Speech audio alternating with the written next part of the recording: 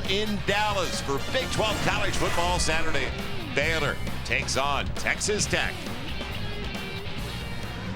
When I talked about spectacular weather, it's a little bit warmer than 73 down on the surface, though. There's no question about that. Humidity for Dallas at this time of the year, low so far. But it is going to heat up. Williams waits back deep over to the near side. And we are ready to go. Baylor won the toss, elected to receive. As it's kicked away by Matt Williams.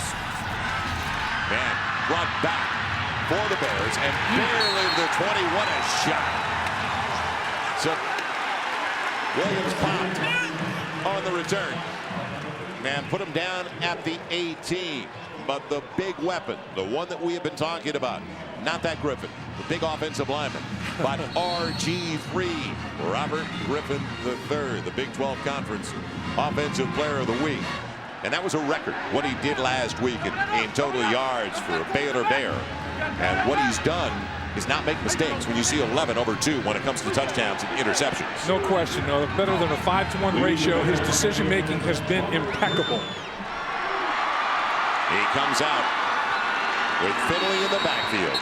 And right away, dead ball foul thrown from the back with a delay of game. Prior to the snap, delay of game by the offense. Wow. It's a 5-yard penalty, and it's still first down. Cooper Castleberry, our Big 12 referee today, so a mistake out of the locker room. That's rare when you see it from the sideline off the opening kick. No doubt, and you get themselves off schedule behind the chains, 1st and 15. Set up Finley. Well, that'll be starting 11. And the protection coming up. And Griffin out of the flank. It's complete. Short gain for Wright, but it gets the 5 back off the penalty as he's put down by Howard on the outside. And the starting 11 are Phillips Television's starting lineups. And we talked about protection up front. The man in the middle, the anchor, a Tyler junior college transfer. He played right tackle for him last year. Very good one in Phillip Blake as you look at the backs, the receivers, and another flag, but it's going to be against red this time, offside. Kerry Hyder. Dead ball foul, offside by number 91 of the defense. It's a 5-yard penalty, and it's still second down. And it's just voice inflection. Kerry Hyder is the nose guard. His nose is right on top of the football. Watch the ball. Don't listen to the quarterback. When the ball moves, you move. He's listening to the quarterback. A hard count, voice inflection. RG3 yanked him offside. Hyder starting over Scott Smith, who did not make the trip. Hyder, a redshirt freshman out of Austin. And his first career sack just came earlier in the season against New Mexico. Another flag. Dead ball foul. Prior to the snap, a false start by number 16 of the offense. It's a 5-yard penalty, and it's still second down. That's Kevin Reese, the true freshman wide receiver. Yeah, and a little bit jumpy. Some nerves. Everybody's excited about this football game. There he is right there. Before the snap count, he's trying to get a jump on things. If you don't know what the snap count is, you play defense with peripheral vision. Don't move till the football moves. Don't guess out there. Take it back. 5. It's going to be seconds and 10 to the 18. Finley stays in the backfield, not directly behind Griffin out of the gun. And Griffin out on the edge on his own. And he's got some territory. He's got the first down. Slicing his way across the 30. And he's got a first down to the 31. The wheels of Robert Griffin, the speed. Porter got him in the secondary. Well, this is just a design run. Quarterback sweep. He's tucking it, and he's going. And boy, he gets in the open field. He gets in space. You see he's wearing that brace on that right knee that was reconstructed. But he doesn't look like to me he's lost a step. He is ripping up the field. He's out to the 31 on a first down. Finley's first carry of the day, slamming it, spinning it. Man, pretty good yardage. They put him down his knee just shy of the 34 for a gain of 3. And now the first 11 defensively. Up front, Kobe Whitlock. He's the guy in the middle, the senior out of Noble, Oklahoma. He's the consistent one. Former All-State wrestler. Ron Bird, you've seen that name a long time. 3rd year as a starter. And in the secondary, watch Jarvis Phillips, a redshirt freshman who's already got 4 picks this season. Yeah. Wide open. There he goes. It's Tevin Reese, and he's got it inside the 35. Boy, a little cross, shallow cross, and available for Robert Griffin. Well, Reese is a little water bug, 5'10", 160 pounds. It starts, here he comes on the shallow cross, and it starts with a naked bootleg. All the action goes one way. Griffin and Reese, the only ones that come out to the right. Double pass, no. As Wright's got it, breaking tackles. Now, look out. Reversing his field. Needs one more. And oh, what a saving tackle. Exceptional play. Otherwise, he might be gone for huge yardage. Jarvis Phillips, who we were just talking about, got to Kendall Wright. Well, Kendall Wright, former quarterback, and he can double pass. He threw a touchdown pass last week. Check this out. This is just quickness in space. Nice open field tackle, though. I mean, that's an outstanding play by Phillips. Ganaway comes into the backfield now for the first time behind Robert Griffin. So quickly on 2nd and 8. They don't go hurry up this time like they did on the previous snap, though. Ganaway 235. He'll hammer you. And he's going to try to hammer him, weaving his way up the middle. Inside the 30, stacking to the 28. Now the first third down of length. What we saw, third and about 10. This is third and a little more than 5. Duncan plugging the hole there. A defensive end, a senior out of Baton Rouge making the stop. And Terrence Ganaway, the junior from DeKalb, Texas, he's a transfer. He came over basically because of Art Briles. He started at Houston. Exactly. And so did RG3, committed to Houston. He came to Baylor when Art Briles came to Baylor. So Art Briles brought some talent with him. This Baylor football team, I'll tell you, they passed the eyeball test. They got a lot of beef on the hook. Well, they got plenty in the wide receiver spot right now, including Brad Taylor, the tight end. They split out over the middle. Gets a first down. What a grab by Wright. And serious fastball from Griffin. And he put it on the money. This fastball was on the black. I mean, unbelievably accurate. The only guy that can make a play on it is Kendall Wright right there running the slant. That's just outstanding execution. Good route, getting the inside release, and Griffin threw a beautiful dart. And it wasn't poor coverage by Cody Davis. No, it was that good a throw. Very little space, and he put it in a tight window. That window was only a third open. He found it. Jared Monk in at tight end. Finley back into the game. Van Jay Finley will get it, showing some patience, and it pays off. Scrambles his way inside the 15, down to the 12. I think it's a good idea. Let's get the keys out of the way. Our Chrysler keys of the game, Dave. Yeah, let's do it. In fast start, Baylor's doing that. They're 0-10 under Art Briles when they trail after the first quarter. Get a fast start, create early momentum, and keep it. That's what they want to do. Balance. Whoever runs the ball better today and keeps the other offense on the sideline has an edge. They're in the red zone. They have to score 7, not 3. Texas Tech scores points. Baylor cannot settle for field goals. They have to score touchdowns in the red zone. Well, in 17 trips in the red zone, as you mentioned, 7 touchdowns, 7 field goals. 41% touchdown. Finley needs 3. He breaks a tackle. Now going to get to the goal line. Down to the, make it the 2, almost the 1. Helmet comes off. Texas Tech on the hit. They lose a helmet. But I'll tell you, Finley is a north-south physical downhill runner. And he showed it right there. Breaks the tackle, keeps his balance. And will it be a timeout? They just set it. Are they reviewing it? Nope, there we go. Misset it by about a half a foot. Reset the football. Into the backfield. It's going to be K'Ron Johnson, the sophomore from Cuero, Texas. He's the bull. He's almost 300 pounds. Big number 49. Well, he is 300 pounds, Joel. And this kid, in high school, he played fullback, tight end, defensive tackle, linebacker, defensive end. He's an athlete. Griffin, quarterback draw. He's right at the goal line. No. If he takes the football out and stretches it, he's in. And that's what I was waiting for. They stop him inches shy. That was the 10th play of the drive that started way back at the Baylor 18. And a nice mix, nice balance. They've run it, they've thrown it. If he extended that ball, though, he may have had a forced fumble because he saw the contact coming, and it was serious contact. Now Griffin lunging. Is he in on the quarterback sneak? No word. Yes, touchdown Baylor.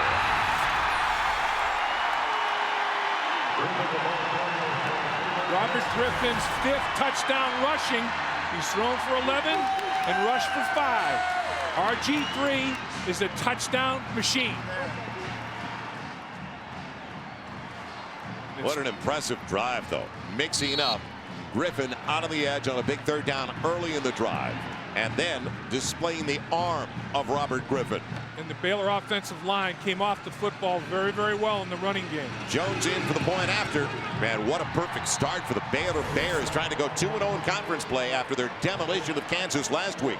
How impressive was that drive? 11 plays, 82 yards, 5.5 minutes off the clock, and the Bears on a roll. It continues this weekend at the Cotton Bowl.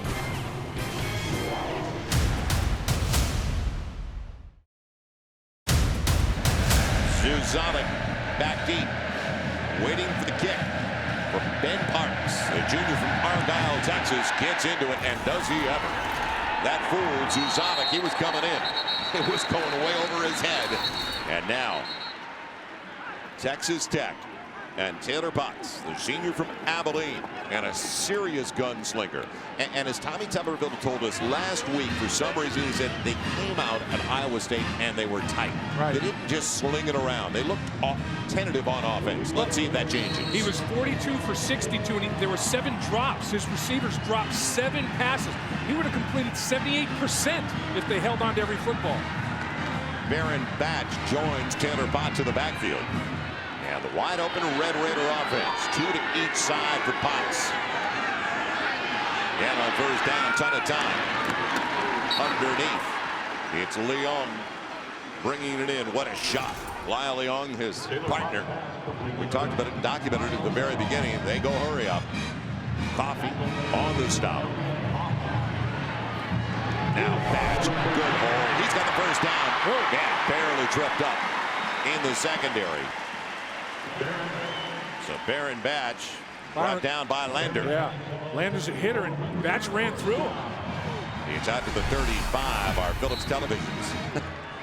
Starting 11, and you see the group in front. Waddle is the talented one of the left tackle. Not a lot of experience, but a ton of talent. Batch, we saw the backs, the receivers, and he was looking for Douglas. And well timed by the D-back on that side to put him down without getting there early. Antonio Johnson on the coverage. And defensively, Phil Taylor, their guy in the middle, but Jean-Baptiste and Taylor, both very solid as it continues on the outside. And making a miss. Nifty moves. It comes out, though, and it looks like the Red Raiders hold on to the football after Detron Lewis put it down. Ball security's a premium today. You try to get those lineups in. Yeah, exactly. This is NASCAR. This tempo is unbelievable. And watch, you got to put it away. There's going to be a lot of hitting going on. The ball stripped out of there, but Lewis, he had to hustle. He didn't want to compound his error by losing the football. Putting it on the ground is bad enough. Now third down, 3rd and 4. That was Tim Atchison, the free safety, who created the opportunity and knocked the ball loose. Potts looks for about 4 yards. Straight 4-man rush, and he's going for the bundle, and he's got Leong available. Takes it in. Run it all the way out of the hand of Taylor Potts down to the 19, Lyle Leong. And they're on the run to the line of scrimmage, up tempo still. We talked about Leong. Contested catches are his. This kid has unbelievable body control, and he makes great adjustments to the football. When it's in the air, he says it's his, nobody else. That was 51 yards. You look at the red zone opportunities so far this year for Tech. In a hurry they go. The out's available and just out of the reach of Alex Torres. Great attempt by Torres, the sophomore from El Paso. Well, we talked about the relationship between Leong and Potts, and he says, I'm going to go down the football field because even if there's decent coverage, I know Leong will fight for the football. And Leong, his timing is beautiful.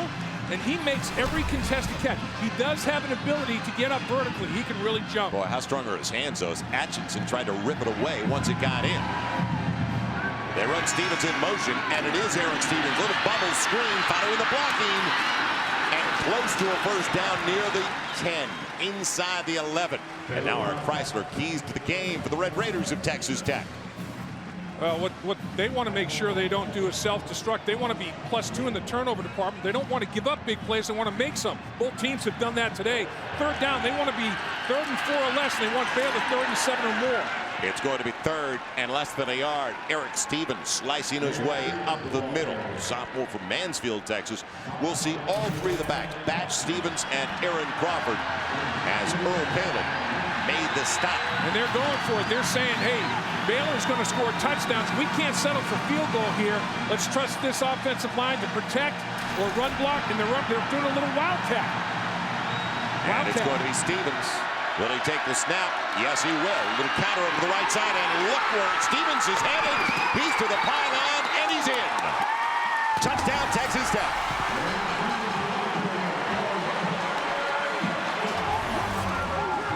An amazing effort here, Joel, by Steven Sheffield. He was in the game at quarterback, and Steven Sheffield, watch number 1 on the perimeter. Steven Sheffield is going to get a block, key block, and that's what allowed the Stevens to get to the end zone.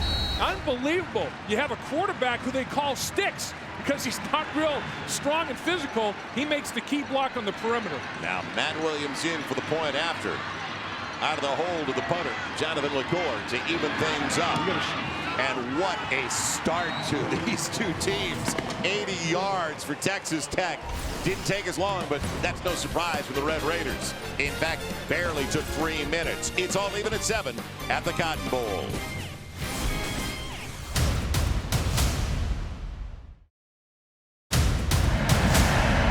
Donnie Corona. He had a struggle last week with his kickoffs. Not deep enough. And when he returned, that's going to be this week. And an onside kick, but it won't go far enough. No, didn't go 10. Oh, wow. Gotta make sure you get it. It's going the other way. Look out. Taking it down the sideline. Touchdown, Baylor.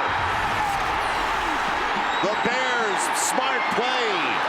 Terrence Canaway, he knew what to do with the football. He sure did. This is the 2nd week in a row there's been an onside kick return against Texas Tech.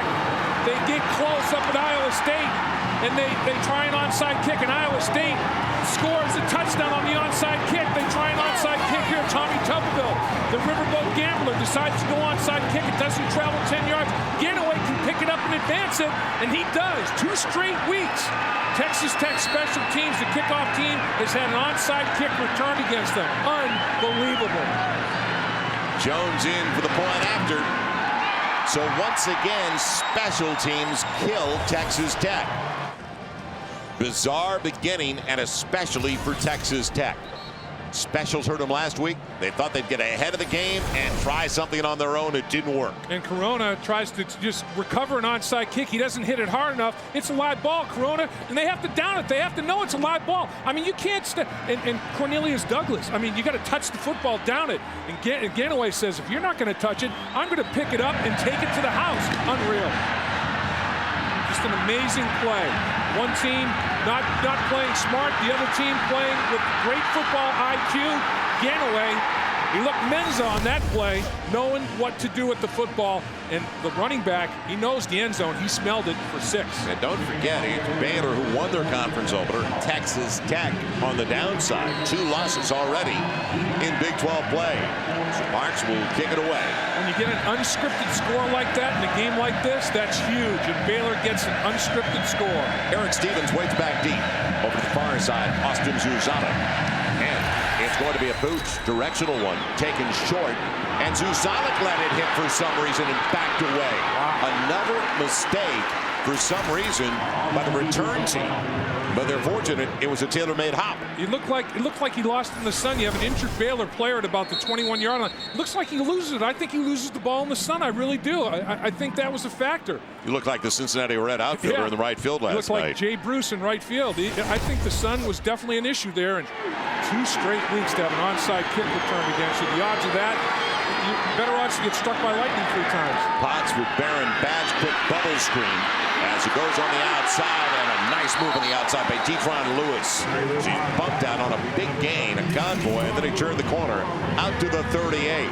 I'll tell you, Therese and Swindell, nice blocking on the perimeter. If you don't have the football and you're a wide receiver, you have to stock block on the edge, and Texas Tech doing a great job. Potts out of the gun once again. Boy, they took his running back completely out of it, Baron Badge. Baron Badge was leveled coming out of the backfield. He was just walloped by Elliott Coffey. and never recovered because it looked like Potts was looking at him. Well, he took a coffee break. Bats didn't want to take a coffee break. He did get smoked. Man. Now big lane over to the right side. Needed 10. Stevens on 2nd and 10. Got about 8 out to the 46. And they have a nice little change of pace. Stevens is a guy that'll make you miss in space a little bit, whereas Batch is more of a great tackles come downhill in the running game. And this is a third and makeable. This is not a third down situation that Baylor wanted. They want 37 or more, not 3rd and 2. Stevens in the backfield, little counter action, and it'll be Batch getting the first down, but once again a stiff hit. That's Byron Lander, the strong safety. Who hit who? I mean, this was just great contact. Both are saying, I'm imposing my will. And I'll tell you what, Batch took Lander over a little bit backward. Lander will bring the wood, but Batch brought a bigger 2x4. Now, first down options for Potts, who's already 5 of 7 for 74 yards passing. It'll be Eric Stevens. Not much available. He gets 2 down to the 49. I'll tell you, Joel, the tempo is unbelievable. And remember, Baylor's defensive tackles 330 and 340. And these guys, their tongues are going to be on the turf. They're going to get so tired. In fact, they're subbing them out. The big guys aren't in there because of this up-tempo NASCAR tactic that's being employed by Texas Tech. They are totally controlling tempo. 2nd and long for Potts and the Red Raiders. Here comes he, and on single coverage, overshooting Alex Torres. So he gave him room. He wasn't going to be underthrown by Taylor Potts. Torres, to me, still doesn't look like he's running totally fluidly. A little bit of a hitch in his gait, but he does have some separation. Ball a little bit overthrown, I think. Potts thought that Torres was going to be a little bit further down the football field. Looks like he's laboring with his stride to me. Trying to get him going. A guy who caught 67 balls last year as a redshirt freshman.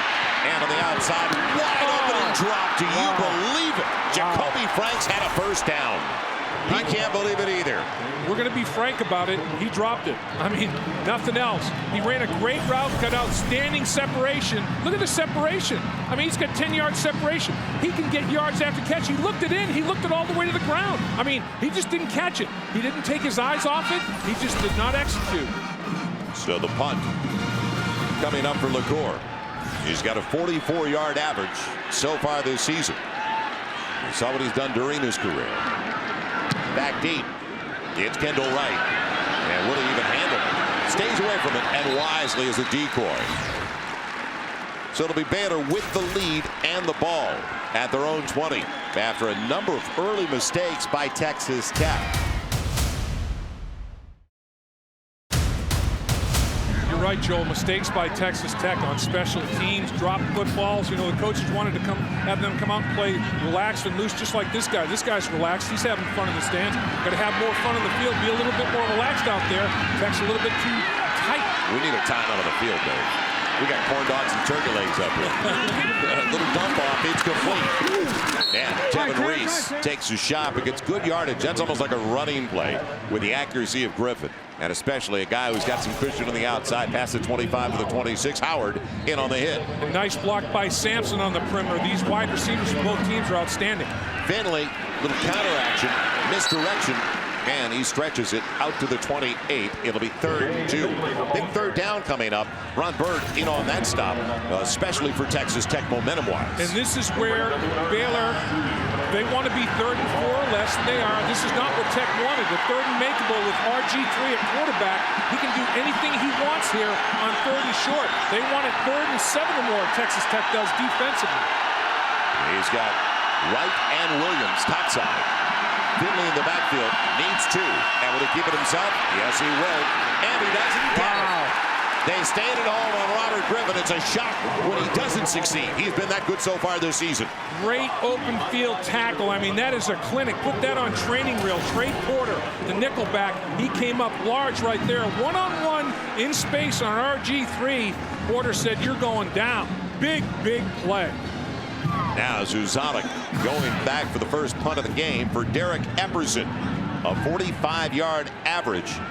The second best in the Big 12 Conference so far this season. A great student as well. This guy's got time management figured out.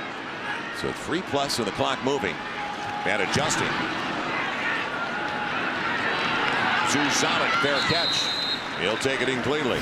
And Texas Tech will have it at their own 31. An injury update downstairs. Jim Knox. All right, Joel, it's not good for Logan Lanier. As you see, he's on the stretcher. It's a right ankle injury. They got his right ankle right now in a air cast, so it's not good. Logan Lanier being carted into the locker room. He is nonetheless through for the day. Man.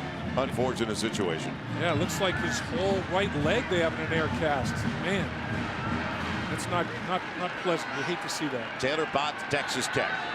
Took him a long time to get set up and ready to go. And out of the gun. Coming back on it. It's complete. And Franks makes a miss. Beats the first. And that was a nice move he put on Bryant. Yeah, nice little yards after catch. You know, when you're in space, little quickness, lateral quickness, and there it is. Boom. I mean, he set Bryant up. Bryant has to use the sideline as a 12th defender. He allowed him to get inside. He should have leveraged the sideline a little better. Good for 15. Baron Batch just squeezing as much as he could out of the first down and gets 4 up to the midfield stripe. So Texas Tech has stopped themselves. Right. It's not the Baylor defense, at least very early in this game. And that was with the big key for Texas Tech. No self-destruction. Well, they totally self-destructed. But their tempo, you have to be in shape to play offense for Texas Tech. They run a ton of plays in a little bit of time. It'll be 2nd and 6 on a 7-point ball game. Late in the first 15 minutes of play. Potts with pressure, and he didn't feel it on the blind side. Coming around the corner, making the stop is Tevin Elliott, the left end out of Mount Pleasant, Texas. And Tevin Elliott is the big play guy. There's no question about that. This young man comes off the edge, and he comes off the edge hard. Let's take a look at him. Watch him run it down from behind. He's relentless in his pursuit. And that's just an outstanding play. Very, very athletic. That's his 5th sack of the season already. Potts now adjusting at the line on 3rd and long. It'll be 3rd and 15. Back at his own 41.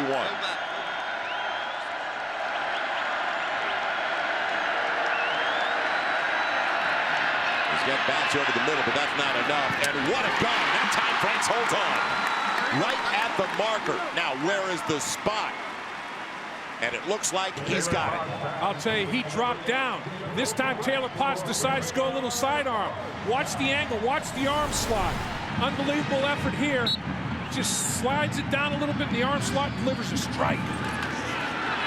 Now it's Taylor Potts hanging on to it, doing his best Robert Griffin impersonation inside the 10. Will he get there? Down inside the 2. Man.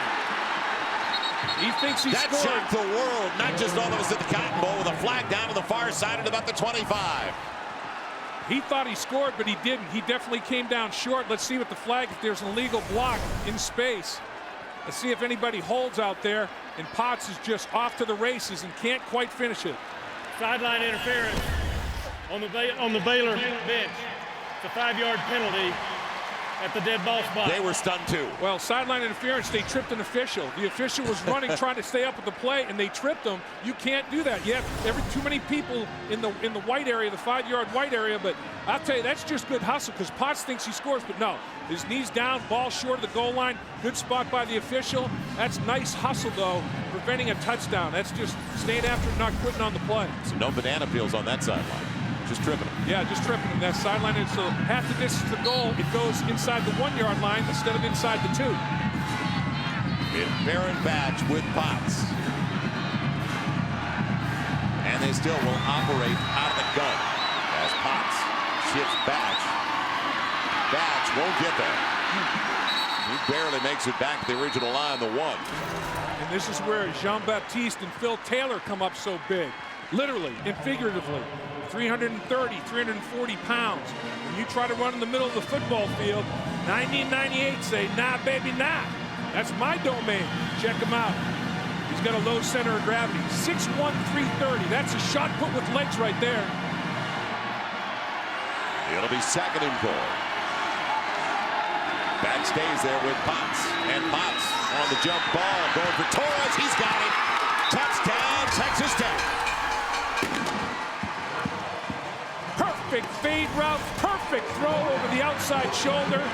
Unbelievable execution. How many teams in the run, though, throw a pass that long into the corner on the fade? I think Tommy Tuberville said they're stout inside. We're going to go to the perimeter. And that's just great cut. You have to find the football, though. All you're doing is playing the receiver. The receiver knows where the football is. You have to turn your head and find the ball. Great coverage, but never found the football. Torres finalized. Matt Williams, former third baseman, splits the uprights, and it's all even. I like what a it. wild affair. Man, we've got ourselves a football game. Watch Torres. Watch the concentration. Turn your head. Find the football. All he's doing is trying to play the receiver. Watch Torres. Torres finds the ball, extends, gets his body up a little bit further. That's just great concentration on the football. Corona kicks it away. Man, bringing it back. It's going to be Terrence Williams from the goal line and tentatively across the 15 with the helmet flying. And he only gets it out to the 16. All right. Thank you, Darren. So key matchup, man. Ohio State exploding because they have had some issues over the last, well, at least the last 2 weeks. They own Indiana, though. It's unbelievable. Now, bolting out Jay Finley, best run of the day through the Baylor Bears, and he's got the first down on a gain of 11 on what should be, but you never presume anything the way these guys go. Cody Davis making the stop. Could be the end of the first quarter. Well, a nice zone read by RG3, and he gives the ball to Finley, and the Baylor offensive line doing a great job in the running game.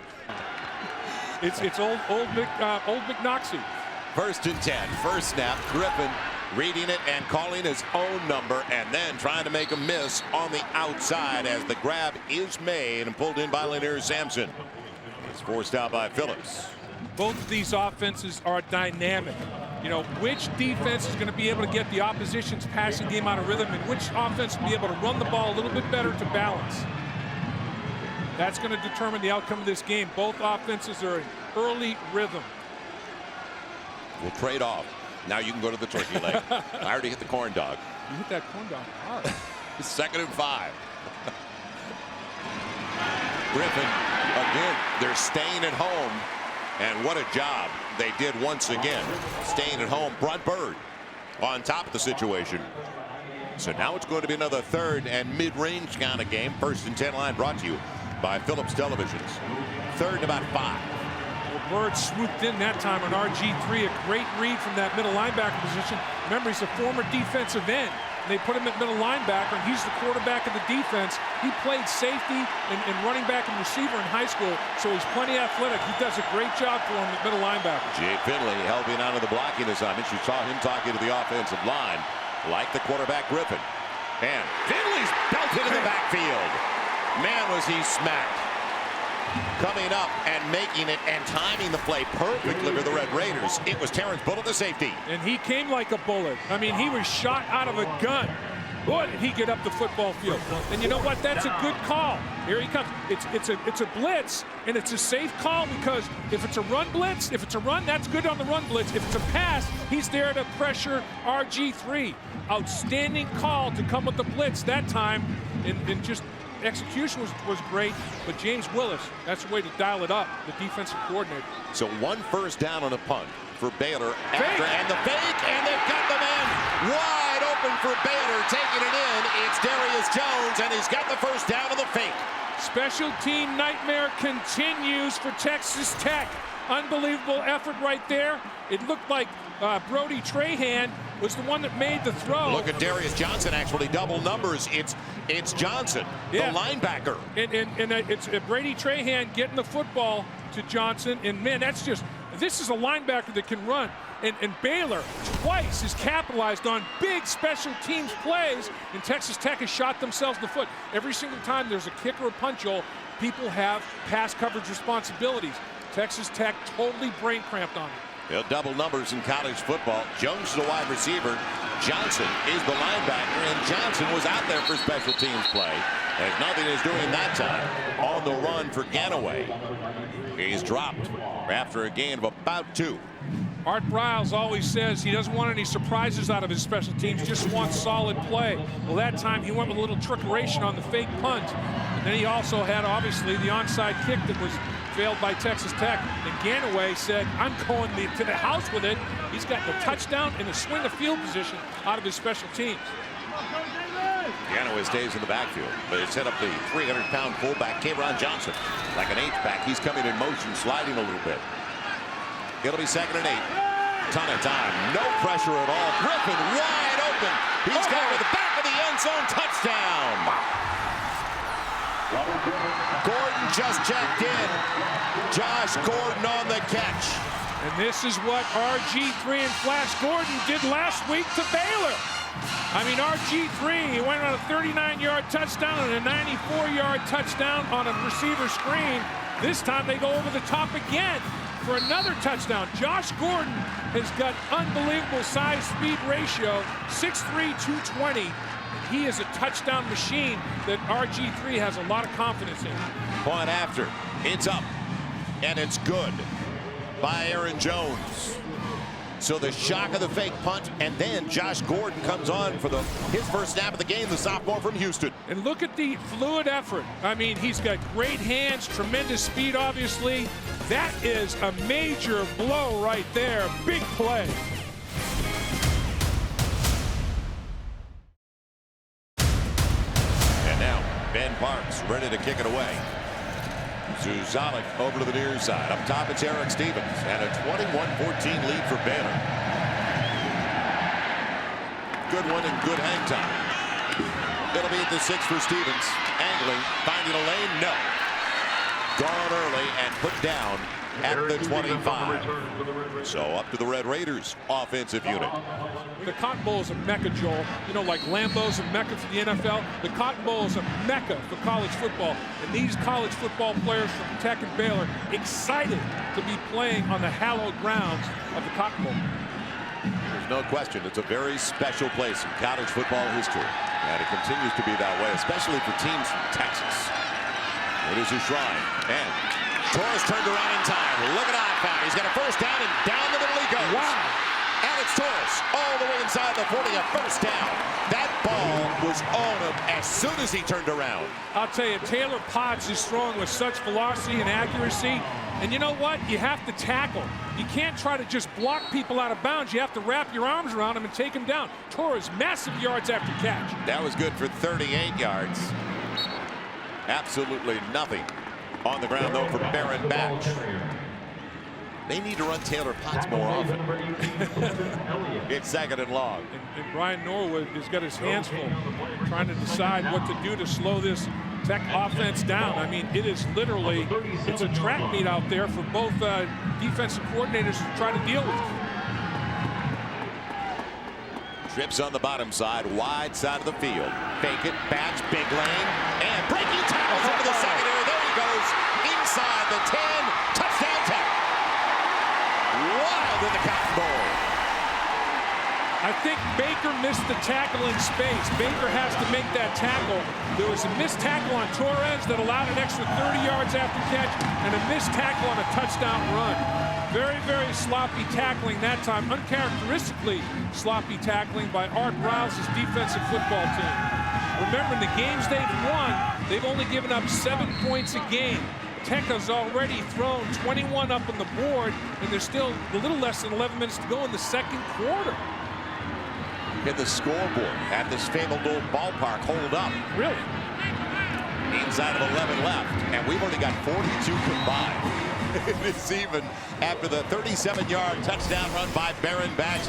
It is tied at 21. And you have to tackle. Miss tackle, miss tackle. 5 people had a shot at Batch, and Batch said, I ain't going down. I'm taking it to the goal line.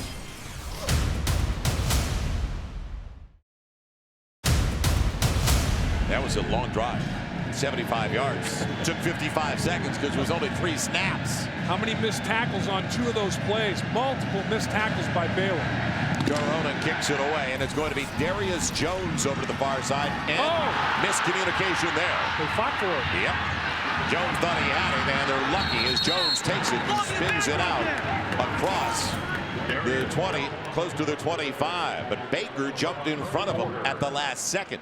Well, Torres, they missed a tackle on Torres on the long pass, and then Batch says on the very next play, if you're not going to tackle, break in arm tackles. You got to get your helmet in front. He's not going to, and even with the helmet in front, Bat says, nope, you got to wrap your arms. I'm going to bounce off that. That's just an unbelievably determined run by Batch. Wow, he's got tremendous contact balance.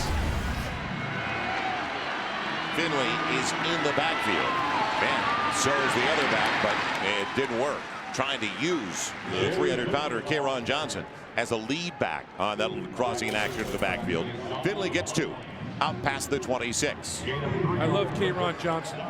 You don't see like anybody 300 pounds. You don't see him playing fullback, though. That's a rarity. The guy can run, can catch. He's an athletic 300-pounder, like myself. You like anybody that pins the Toledo pin. You know, just whoa, I like it. He's had some turkey legs. I love him. We need a break. We need a timeout so we can go back to the food here. 2nd and 7. Griffin. And coming in early. And it'll be a flag. Yeah. There's no question. The D-back jumped in early, and it was Bullock. Yeah. He was trying to time it. He was closing like a bullet, but you can't go through the receiver to make a play on the football. And he went through him and contacted him before the arrival of the football. If it was no tip there. If it's tipped, right there, there's no pass interference. You got to pick the flag up. If the ball is tipped and redirected, the previous play is under further review. Yeah, it won't be interference. Yeah, it was deflected. Yep. If it's rerouted at all, there's no pass interference, and that's what messed up Bullock's timing. That's good coverage by our camera guys. Our producer Bob Steinfeld, our director Phil Monica. They had nothing to do with it at all. Give all the credit to the camera guys. That's right. And I'll tell you, our camera guys are our eyes, and they bring us great pictures every single week. Kerry Hyder get that? No, I think it was at the linebacker level. I'm not sure. It went, watch Bird. It goes over Hyder's hand, but watch Bird's hand. Hyder, I don't think, touches it. Okay. But watch Bird. Watch right here. The next level, he touches it, and the ball gets rerouted. Look, see how the ball spins differently? It comes off with a different rotation. I think Bird deflected that football at that point. So both guys did a good job of getting their hands in the passing lane, and Bird was the word. I think he's the one that got the mucker on it. Well, they've gotten it right. As you look at the plays that have been reviewed, they've made sure with 14 overturned, right, as opposed to just moving along, they want to get it right. And what I like, 1 minute and 23 seconds. Look at how quickly they made the decision. This is not intrusive to the game at all. After further review, the pass was tipped. Yes. It's an incomplete pass. 3rd down. And a break for Bullock because he didn't know it was deflected. No, he didn't. But I think in his mind, you have a clock when you're a defensive back to close on the ball. And I think the fact that it was tipped, he probably thought, man, I thought that ball was coming out of there faster than that. And his arrival was premature, but there was a reason for it. And our camera guys found it for us. It's now going to be 3rd and long for Robert Griffin. And that is the first incomplete pass for Robert Griffin today. Yeah, absolutely. And it's a pass broken up, pass deflected. They run Saluti, the H-back, over to the wide side of the field. Number 21, he hasn't touched the ball yet. Griffin's got a lot of time. Now can he continue to make a miss? No. Chopped down and brought down. And it was Bron Bird again. Well, what Texas Tech did here was they maintained their pass rush lane integrity. They contained Robert Griffin and made him stay in the pocket. And that's their goal. Don't let Robert Griffin get outside and break contain like he did on the run in the first drive. Make him stay in pocket and throw the football and make him throw it on time. They rushed forward, dropped 7 into coverage. No windows for Griffin. And then the door slammed on him in the pocket. Now the sophomore from Lubbock, Austin Zuzalik, waits for the Epperson punt. He adjusts nicely to the snap that was wide of the target. A flag down to the play at the original line, and a poor punt for Epperson. Did Tech line up offside? Did they line up offside? Or did Baylor not have enough guys in the line of scrimmage? It's still, even if it's against Tech and it's 5, it won't give Baylor a first down. No, and they won't go for it in this field position either. It'll still be 4th and about 2 if it is against them. Options belonging to Texas Tech. So you got to believe they're going to take it where it stands. An illegal formation on the kicking team. There were 5 in the backfield. The penalty will be enforced at the dead ball spot, and it's first down. So great field position. In fact, across the midfield stripe, it'll be plus territory for Texas Tech.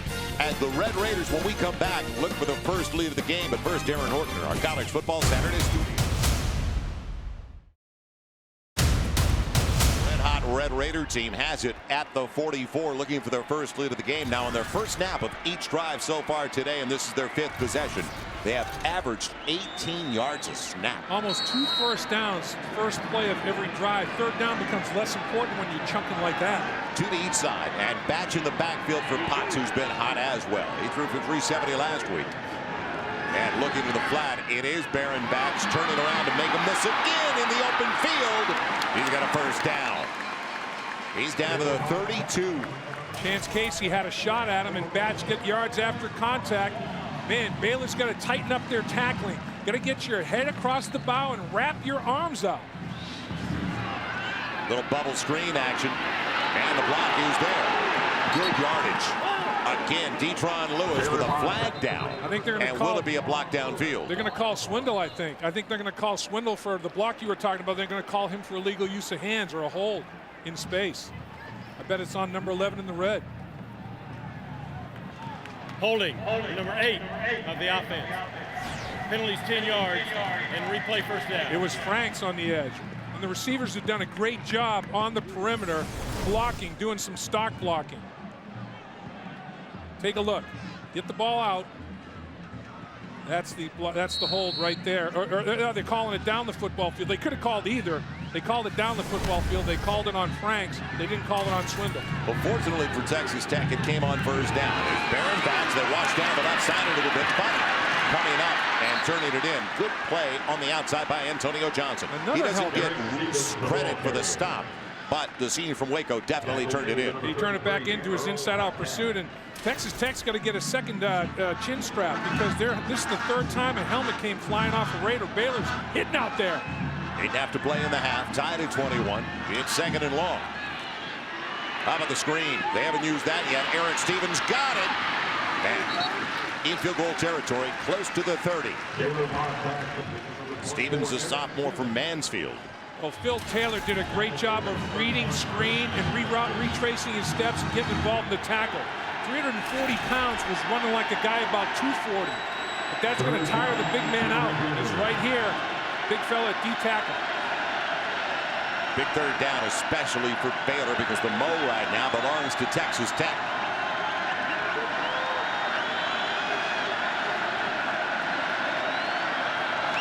Potts on the long count. They pick up the blitz. Got a ton of time. Wide open Susaric. Will he get to the goal line? No. First and goal to the 2.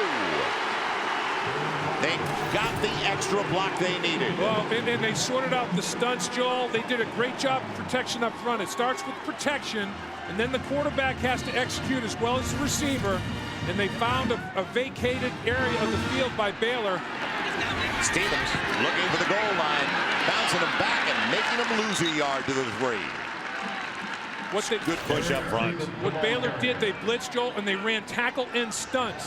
And the Texas Tech offensive line picked up the twist, they picked up the blitzer, and they gave, not only did they give Potts time, they gave him space.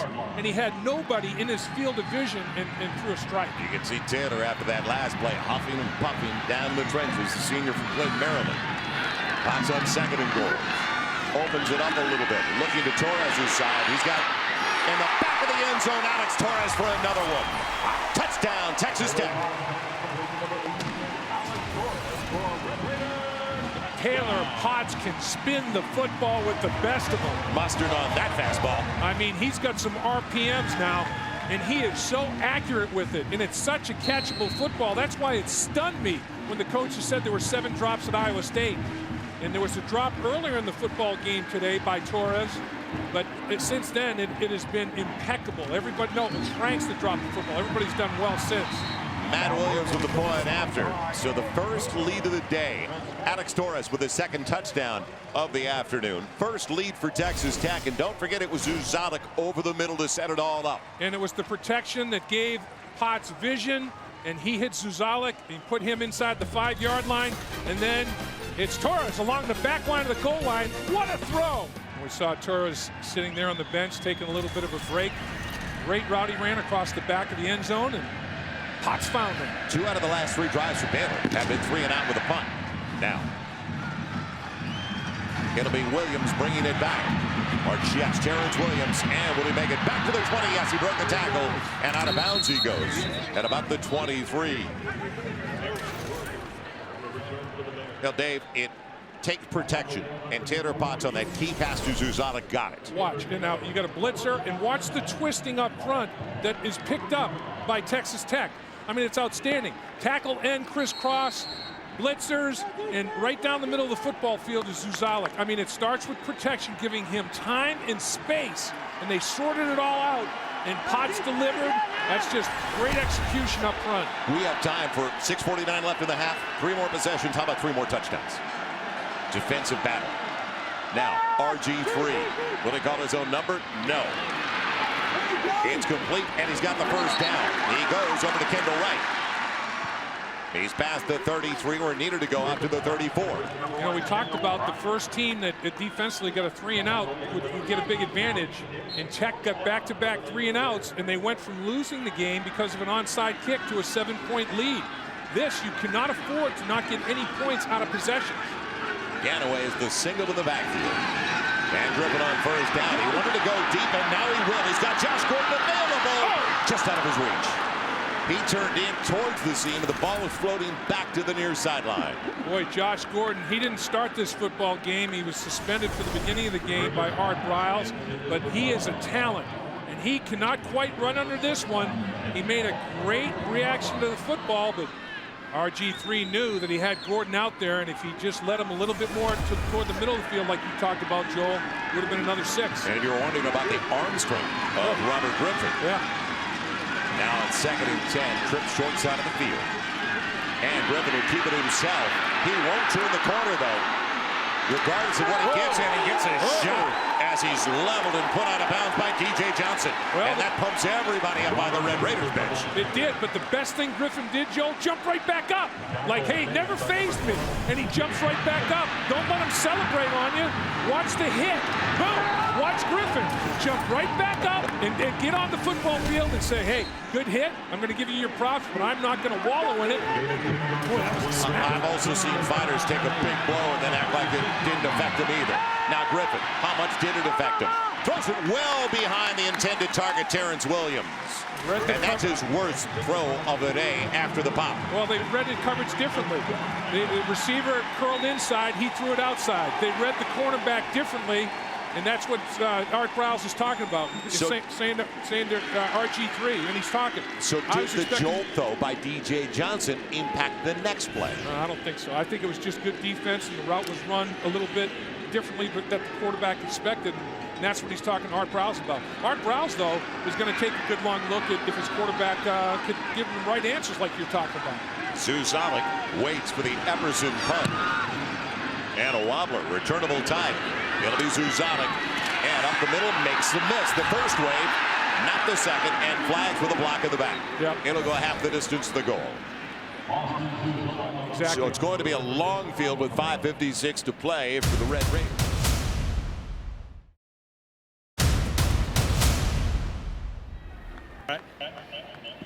There were 2 blocks in the back by the receiving team, number 2 and number 31. It'll be half the distance to the goal at first down. Well, Cornelius Douglas was one. They had two illegal blocks in the back. And there's the one. There's the both of them. Both the Gunners beat both guys trying to take them out of the play. 2 illegal blocks in the back. You can't push them in the back. Zuzalik split them. But you can't push them in the back to help, that's for sure. So it's back at the 8-yard line. And all 3 timeouts remain for both Baylor and Texas Tech. Batch is going to be the single to the backfield. Batch has it and spins for an extra yard after he was wrapped up at the 10. He gets to the 11. Baron Batch last week, 58 yards on the ground, 52 yards on 6 catches. So the senior from Midland can do a lot of things, just get him the touches. And he's a good blocker. In this offense, you have to be able to blitz pickup. Now Potts on 2nd down, underneath. Torres has the first down. Saw the stick and just ran into the D-back to make sure he got enough to the marker. And that was a better attempt on the corner to tackle. I mean, it's been shoddy, sloppy tackling on the perimeter. and there's a huge cushion. Just that's like taking candy from a baby. Run that out pattern. If you're going to give 5-7 yards cushion like that, Baker's got to get a little bit tighter. Tech tried to avoid their first 0-3 start in conference play since 1990. How about Taylor Potts? 15 of 19, 210. Swings it out. Batch wrapped up immediately on the catch, but still got about 3 out of the play. And a good adjustment by Batch to make the grab, brought down by Antonio Johnson. And talking about back-to-back conference losses, well, to start at 0-2, first time since 07. And they bounced back, beating the Baylor Bears. Tough running inside, and it brings up a key 3rd down. And especially for Baylor because of field position. They stop him here. Baylor gets the momentum a little bit. Right, and they have plenty of time to operate. If Baylor goes 2-0 in the conference, Joel, it's only the 2nd time they would have done it in their tenure in the Big 12 to win their first 2 games in conference. So a little bit of a desperation game for Tech, and Baylor's trying to establish themselves and change the culture. Stevens takes over in the backfield on 3rd and 6 for Potts. Ton of time. Little double clutch now. Can Stevens get to the marker? Yes, with the help of the outside backer who pushed him across. That's Tevin Elliott. Well, they gave him a little momentum. They lost leverage on him out there, and Stevens will make you miss in space, and the protection was unbelievable for Potts. He read the classified ads, he drank a sip of your coffee out of your cup, and he just took his time, and then he checked it down and let his guy Stevens do magic in space. It'll be a first down. Potts hands it off for the first time. And the running back gets it, Ben McRoy. And they list him at 5'9", 160. He's a true freshman out of Lakeland, Florida. And they don't, he's the only one on there. They put ATH, athlete. Right. No running back, no flanker, right. Athlete. That says it all. Because they put him in a lot of different spots. Where's Waldo? Dump off. It's complete. And Detron Lewis has another first down. Boy, it's simple. That's a little pitch and catch. And it's the receivers that aren't catching the football, stock blocking on the perimeter. They do an outstanding job of getting in the defensive backs' faces and allowing their teammates to cut off their blocks. Now Potts again. Ton of time going for the bundle. And in a jump ball contact, it'll be a pass interference call. Trying to get it to his wide receiver, Jacoby Franks. Well, Jacoby Franks, he thought he did a little pulling too, pushing and pulling. There was some chicken fighting going on, but I think they're going to call defensive pass interference. Pass interference by number 27 of the defense. It's a 15-yard penalty and an automatic first down. Look at Franks, though. Franks pulled with the left arm. Franks got away with it. I saw OPI. Franks pulled with that left arm, and I'll tell you what, that should have gone the other way. Franks got an advantage by ripping the jersey with the left arm. That's Tyler Stevenson, a true freshman out of Lancaster, Texas. Watch him rip. I mean, that's just, I mean, he's in position. Franks did a good job of baiting the official. He's the one that got the upper hand by illegally using his left hand. Takes it down to the 39. Zuzana motion man. And Zuzana will get it. Needs the block from Franks. Gets it down the field. Torres another. The 2 wide receivers made the play. Torres had the final block on the perimeter. Again, when you're a wide receiver for Baylor or Texas Tech, you have to be able to stock block. And watch the stocking going on here. Oh, look at Torres. Look at these two. That's 2 outstanding blocks. Look at Torres finish. Finish. That's a way to sustain contact, finish a block. You're an honorary offensive lineman. Getting carried away, Dave. First down. Underneath, it's Torres. Yang tackling, but he's got 8. A little cushion on the outside and the turn in. Really? And it's to the 17. Don't forget this drive started way back at the Tech 8. And these passes for Taylor Potts, it's like an extension of a running game. The screen game for Texas Tech is an extension of the run. Little sliver of a lane, and spinning for the first down is Eric Stevens. Everything with a nice rhythm. As you saw, the phenomenal numbers, 20 of 24, but better than 250 for Taylor Potts. And look at what 42 for 62 last week, 68%. Should have been 70-some-odd%. 7 drops. And they got a cramping going on. Yeah, serious cramp. Yeah, just locking up the leg. Yeah, and that is out of the secondary. Tim Atchison, a free safety. He's trying to run it off. It's a warm day and approaching the mid-80s right now. And you got to hydrate, but during the course of the week, you have to make sure that you get your potassium to prevent cramping. If you didn't get potassium in your body during the course of the week, you can have issues on game day. It's 12:35 local time, and it's only going to get hotter as the game goes on. Now Potts on first down. He's got Babs, and it's a low line drive, and that time he need a little more touch on it. Well, and it's because he got pressure for the first time in a while. Jared Edwards, number 92 on the white jersey, had an inside pass rush and got in his face a little bit. If you invade the space of the quarterback, it makes it tougher for him to see. Up the middle, Batch. Little action from Potts because he did hang on to the ball, don't forget, on his own read. Antonio Johnson dropping him. So now it's going to be 3rd and 7. And this is where Baylor wanted 3rd and 7 or more. Will they settle for the field goal or not? Get Douglas on very late. Cornelius Douglas in the middle of the trips over there, along with Lewis and Torres. Looking to the sideline for a change in the play, communicating the change. Leong, the single to the bottom of your screen, looking one way, going that way, end zone, touchdown, Detron Lewis.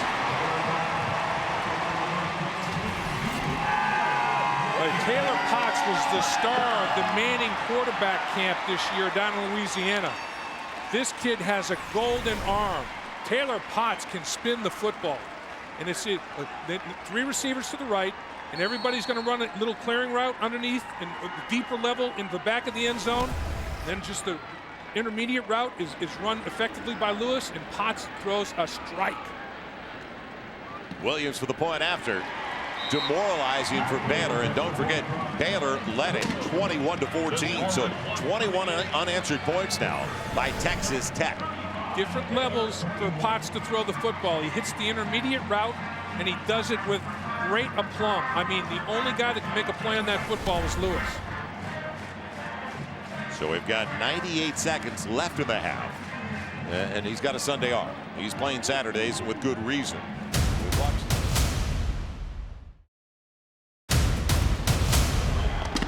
Corona, the short one. You better get up and get it. And a good break and a hop for Baker. Baker takes some punishment across the 25, and they drop him at the 28.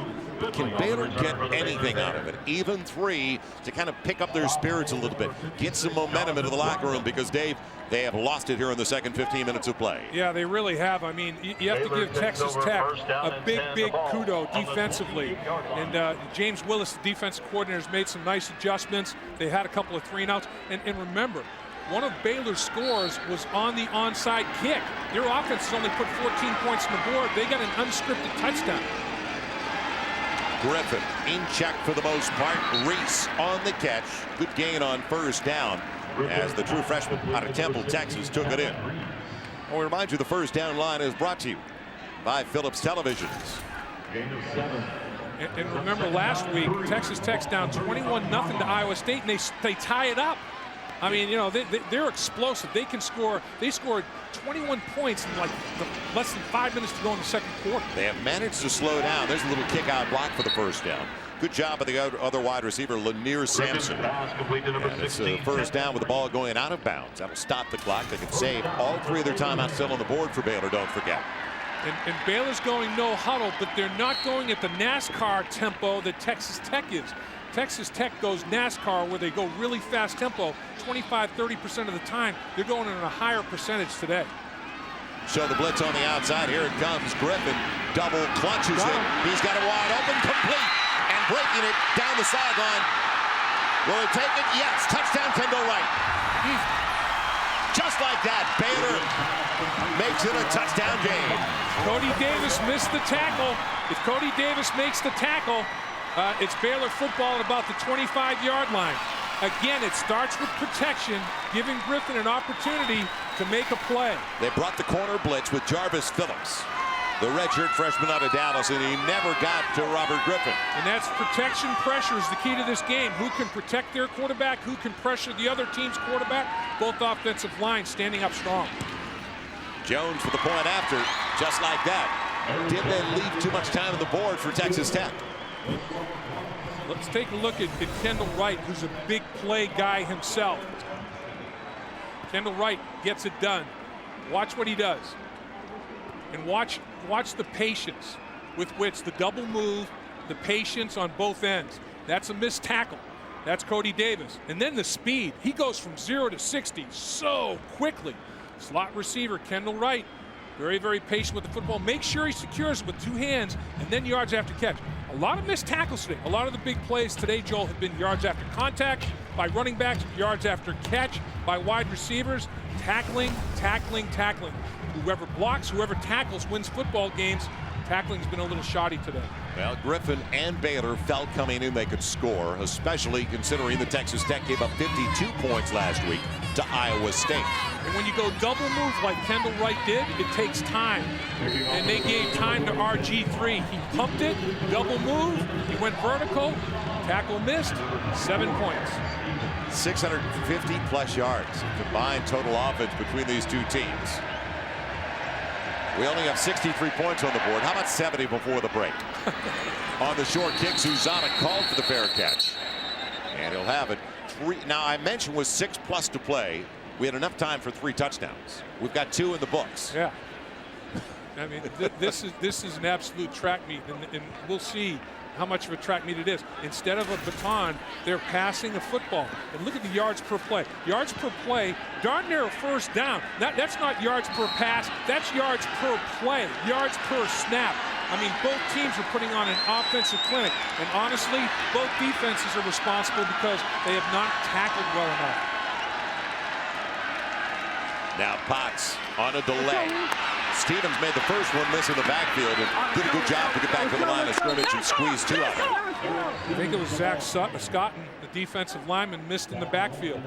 Another missed tackle. You try to get Stevens. Yeah, that's true. It's a grease pig. It's like an 18-wheeler trying to change direction with a Ferrari. Now Potts over the middle. Here comes the heat. A dump off Stevens. Man, Stevens again making the most of it for a first down. That'll stop the clock. Up to the 40. And they say they took the ball away. Did they? They're saying it's dead. They're saying it's down. Right. It looked like forward progress was stopped long before the ball was taken away. He came up with it. That's exactly the call. Forward progress was stopped. Right there, they're blowing the whistle. Now the ball's taken away, and it's taken away late by Francis, the linebacker, but the whistle had blown, and as he was falling backwards, the ball was stripped out of their forward progress. No fumble.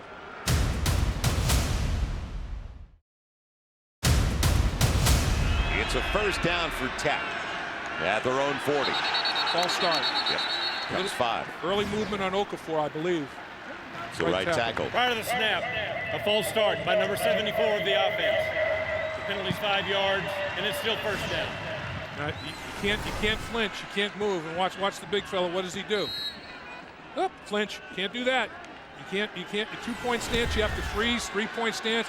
You can't even breathe deeply, Joel. You can't hiccup. You can't cough. You can't live. Potts looking over the middle, and on the turn, it's dropped. And Lewis had it. He wanted to run before he let it come into his body, first of all. Exactly. His pads ate it up. You got to get your hands out in front and snatch the football. God, what a throw by Potts. Unbelievable. He is on the money. He is on point. And look at that. Hits the shoulder pads, and now it's going to bounce around on the plastic. Get your hands out in front and snatch the ball with your hands. That's what you do when you're a receiver. Potts been on today. So he had 7 drops with 42 completions last week. A little bubble screen action. Good call. Alex Torres, first down to the midfield stripe. That'll stop the clock again with 35 seconds to play. Now Baylor or Mega Tech has all 3 of their timeouts. They may want to use one here. The thing I'm impressed with, Joel, both quarterbacks are so composed and know their offense. Potts again, and it should have been picked. Should have been. Jumped perfectly by Mikhail Baker, the senior from Dallas. Route recognition and closed on the football. He closed on it magnificently. Stared it down. Potts stared it down, and Baker read the quarterback's eyes, and said, I'm going to try pick 6. Got to catch the rock. I'm surprised just on that last sequence that they didn't slow things down and reset with 3 timeouts on the board and a first down, what they wanted to do for the midfield stripe. Yeah, that's a good point. That's a fair point. Now there's only 23 seconds to go, and you have 3 timeouts. You don't want to leave the field with timeouts in your pocket in this situation. I think you're very valid with your analysis. It's second down and 10, because that cost them. Once they got up to the line, it's a good 10, 12 seconds off the clock. Right. Now on second down. 2 to each side for Potts. And a 3-man rush. And coming back on the ball perfectly.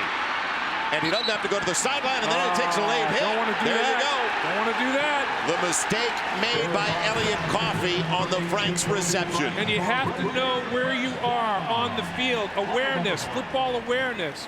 When you're in that big white 5-yard area on the sideline, you know you're out of bounds. And pull off of it. And watch, Coffey number 4 tracking in the white jersey. Now you're way out of bounds. Let it go. Let it go. Don't finish that. If he had just pulled off, there wouldn't have been any harm, no foul. But he finished the play, and that's going to cost him, unfortunately, for his defense. Personal foul on number 4 of the defense, a horse collar tackle. It's a 15-yard penalty, and it's first down. They can call it horse collar if they want, but he got him 3-4 yards out of bounds. I think they could have called, it was a horse collar and it was out of bounds. You can't call, he basically could have been penalized twice. You just pick one. And half the distance, either one is going to be 15 yards, and he puts immense stress on his defense by not playing smart. Now Potts with 17 seconds left. 4-man rush this time underneath. Got to call a timeout immediately, and they will. So Stevens on the grab, down to the 17. They got a shot at the end zone and then a field goal try. 2 more snaps for Texas Tech. And you do want to have one of your timeouts to get the field goal unit on the field if you can, so it doesn't eliminate the running game. They can still run the football if they so desire and get a quick timeout. Yeah, but if the guy scrambles around and tries, you can run right the 10 seconds off the clock. Yeah, it can't be anything where other than just hammering a straight dive. If they spread the field and Baylor vacates the box and they have a quick little underneath handoff, I mean, it could be something that they could use for a contrarian play call and still have a timeout to burn to get the field goal unit out there. Texas Tech with 430 yards of total offense already. 430 in the first half. Baylor, though, their specials are the reason they're only down by 7. Watch what happens. Corona never got it 10 yards, and then they fell asleep. Yeah, they did. You got to realize that's a live ball. Until you down it, it's a live ball. Ganaway knew that, and Ganaway was gone. I mean, that's that. And then a fake punt. And throw the football and get involved with a linebacker, Antonio Johnson, and then it leads to this. And over the top to Josh Gordon, touchdown, and you got RG3 throwing to Flash Gordon, a couple of superheroes that are really establishing a rapport and confidence in each other. Chandler Potts 24 of 31. What does he do now? 304 yards, 3 scores. Will this be his 4th? Looking at the end zone. Here comes the hit, and he's down. Wow. Got to call a timeout, and they will with 5 seconds left. And the sack is huge for Antonio Johnson, who we just saw on the fake punt. It was a good call. It was a blitz. And you know, you can't take a sack there. If you're Taylor Potts, you have to throw it away. You cannot take the sack. And here comes the pressure. And it's a little underneath. Linebacker comes underneath. The 2 linemen stay on 1, and they unsort don't unsort the stunt. Now you have to throw it away. Here he comes. He's going to come underneath. The one down lineman consumes 2. And he comes clean. Does Antonio Johnson. And you can't take a sack there because now it's not a chip shot field goal. I mean, there's no guarantee you're going to get it. Do you try to gain some yards and call another timeout? You have to use less than 5 seconds on this play, though. If you run a quick out and pick up 7 yards, you can still call that timeout. Are they going to do that? They're going to kick it. They're going to kick. And there's not going to be an easy kick. It's going to be Corona and not Matt Williams, the regular place kicker, the senior from Weatherford. Corona's got experience, though. Because of the distance. That's why. Corona's got the stronger leg. He's the kickoff guy. He's got the stronger leg. This is a blast. A 47-yard attempt on what should be final snap of the half. It's on its way. It's got the distance. What about the direction? No, he blocked it out. Pushed it. So Corona just sends it wide to the near side upright. And it goes to the break at a 7-point game. Wow. What a game. Well, 2 really exceptional quarterbacks, and for different reasons. Potts, even though he carried the ball, and it was fun to watch him carry the ball, he shocked everybody. He is going to get it done through the air. Robert Griffin has got a multitude of opportunities and options. So many weapons. It's going to start with Texas Tech, though. Zuzanek will take it at the 20 on the short kick. And Zuzanek, good field position across the 30. gets it up to the 34. So Texas Tech, their possession to the first half, you're going to see a lot of touchdowns. In fact, their first drive, 80 yards and a score. Well, look at it, 80, 69, 75, I mean, big time. And what you see here, no turnovers. Neither team turned the football over. They were so proficient and efficient. A 13-play, 92-yard touchdown drive. Are you kidding me? The final drive, though, time management was a little bit of a problem. Missed field goal, and that may give Baylor a little bit of a boost going into the locker room at halftime. Good batch into the backfield. By the way, you need a fine point finger. As Batch battles his way across the 37 to the 38. And I bring that up because with those big paws that you've got, you're trying to draw circles, we can't see a thing. You need a fine point. Now, our Chrysler keys to the game, revisit it. No turnovers, you know, and in Texas Tech, they wanted to be +2, and they didn't turn it over once. Bots throwing well behind Lyle Leong because of the heat coming up. Man, the heat coming from the outside from Tevin Elliott.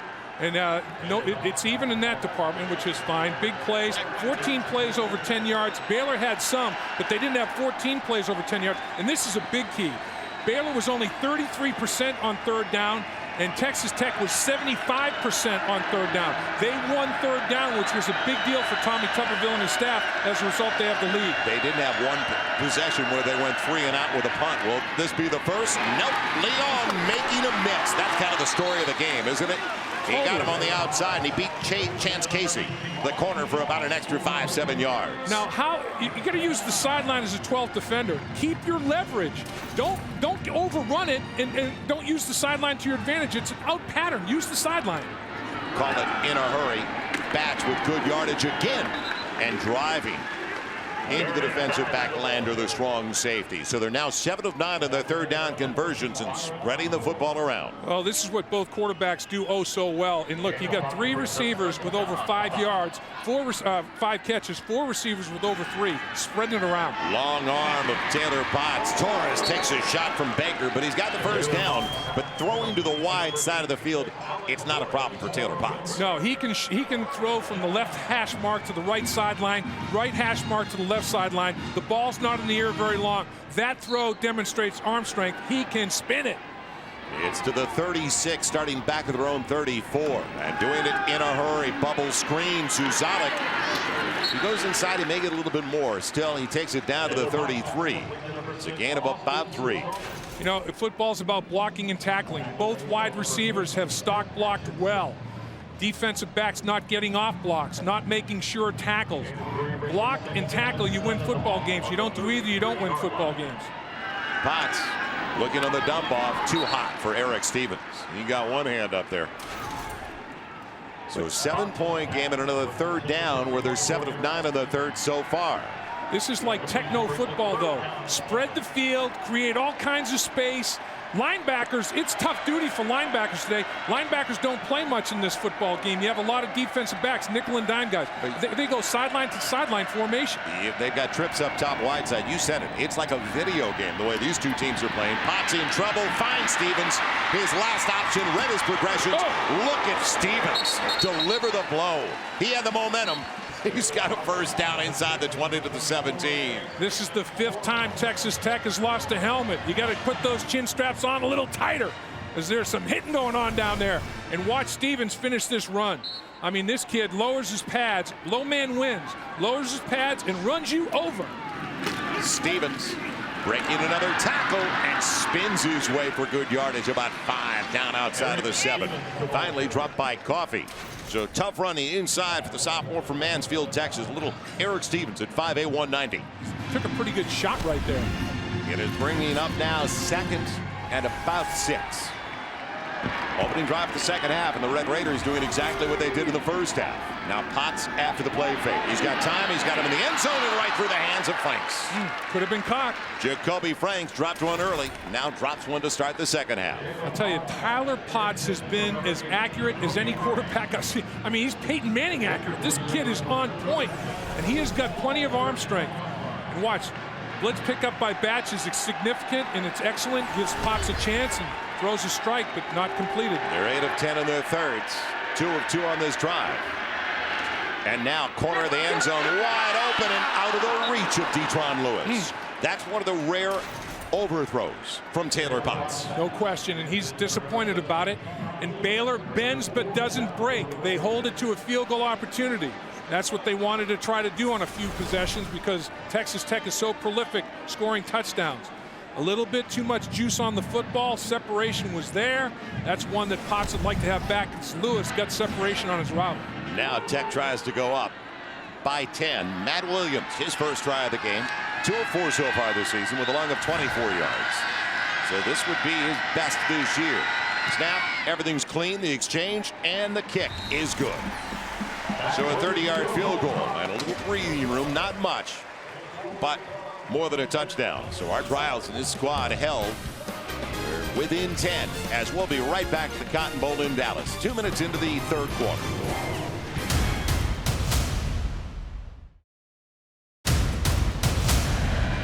Now Corona will kick it away. We can all use that. Terrence Williams waits back deep over to the far side.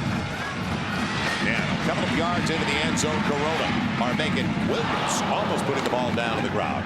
He's out to the 23. So it started well for Baylor, and especially with a couple of gadget plays. Yeah, the special. But the second quarter, then it slowed down. Yeah, Baylor's special teams. The fake punt was big, and the blocked or the onside kick return for a touchdown. But right here, that was an explosive drive. 3 plays, 72 yards.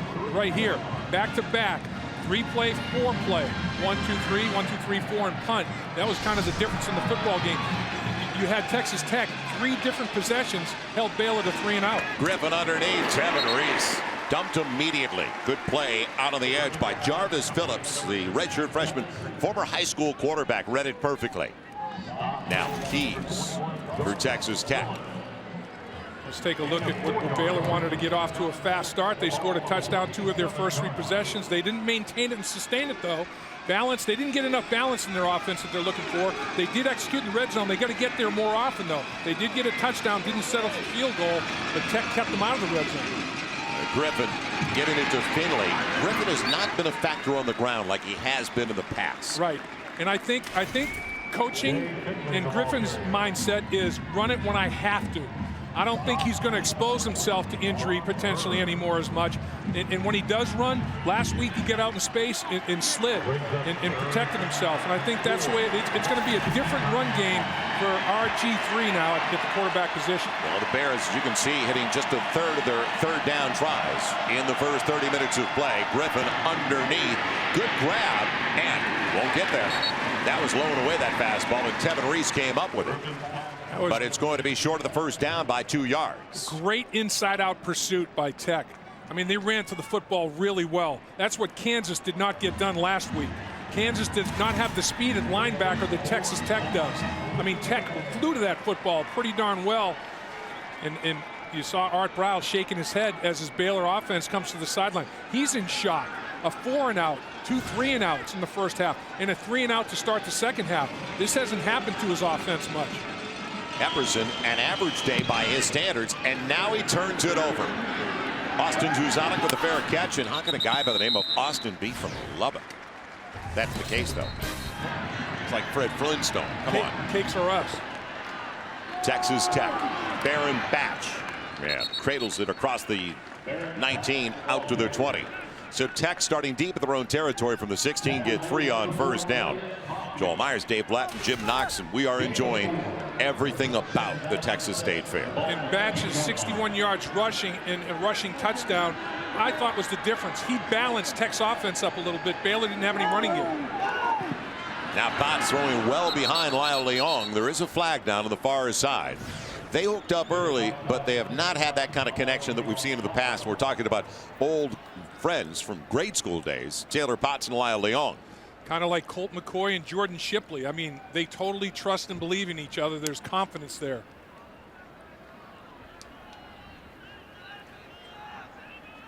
They're talking about this one at length. That's what they need to get it right.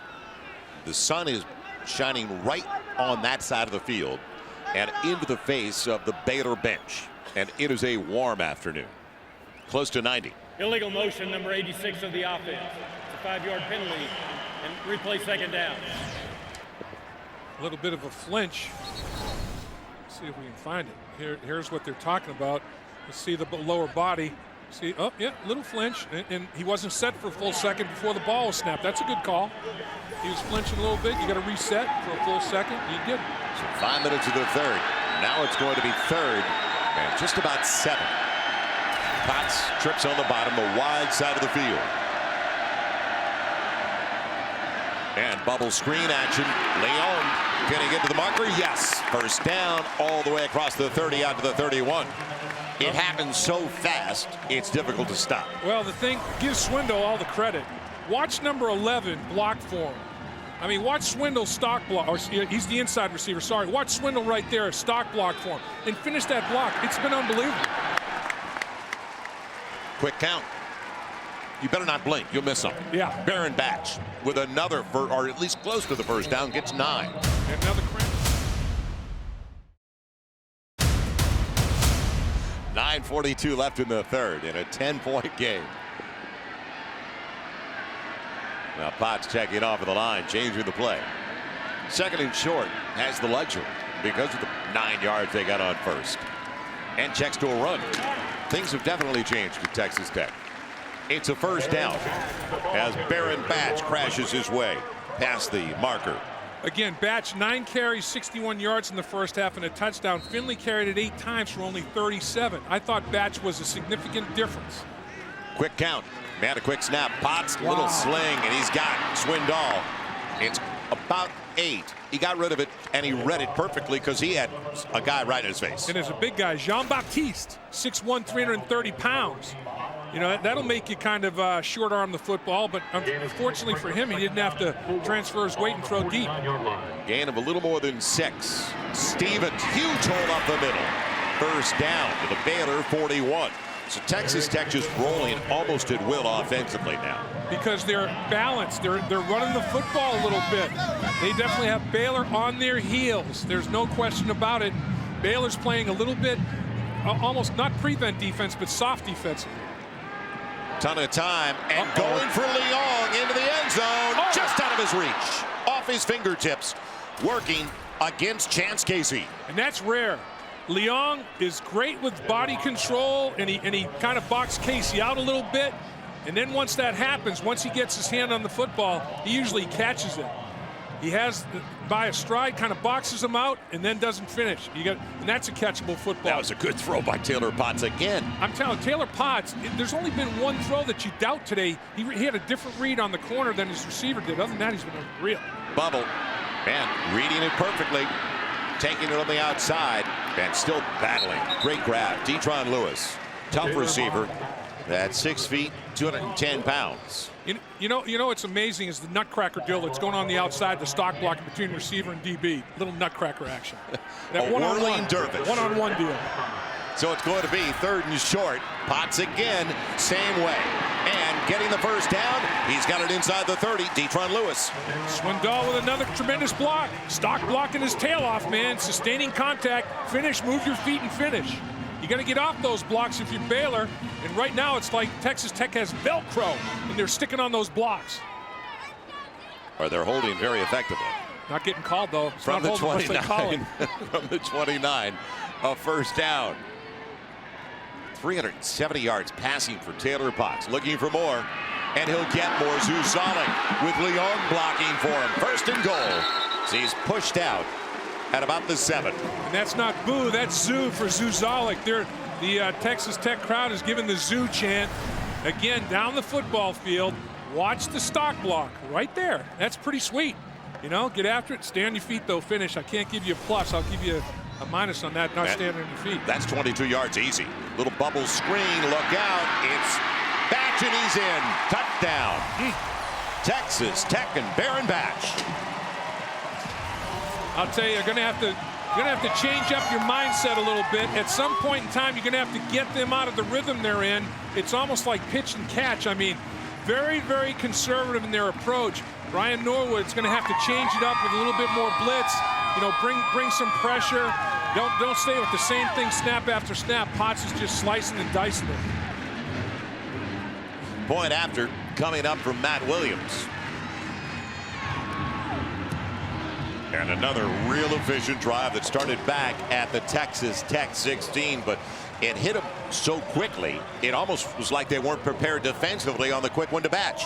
And they're tired. I mean, they're in that up-tempo NASCAR, and Baylor right now is looking fatigued. I mean, they're not getting off any blocks, and that's just poor technique right there. I mean, you have inside position, get off the block. Batch, though, with a violent cut, man.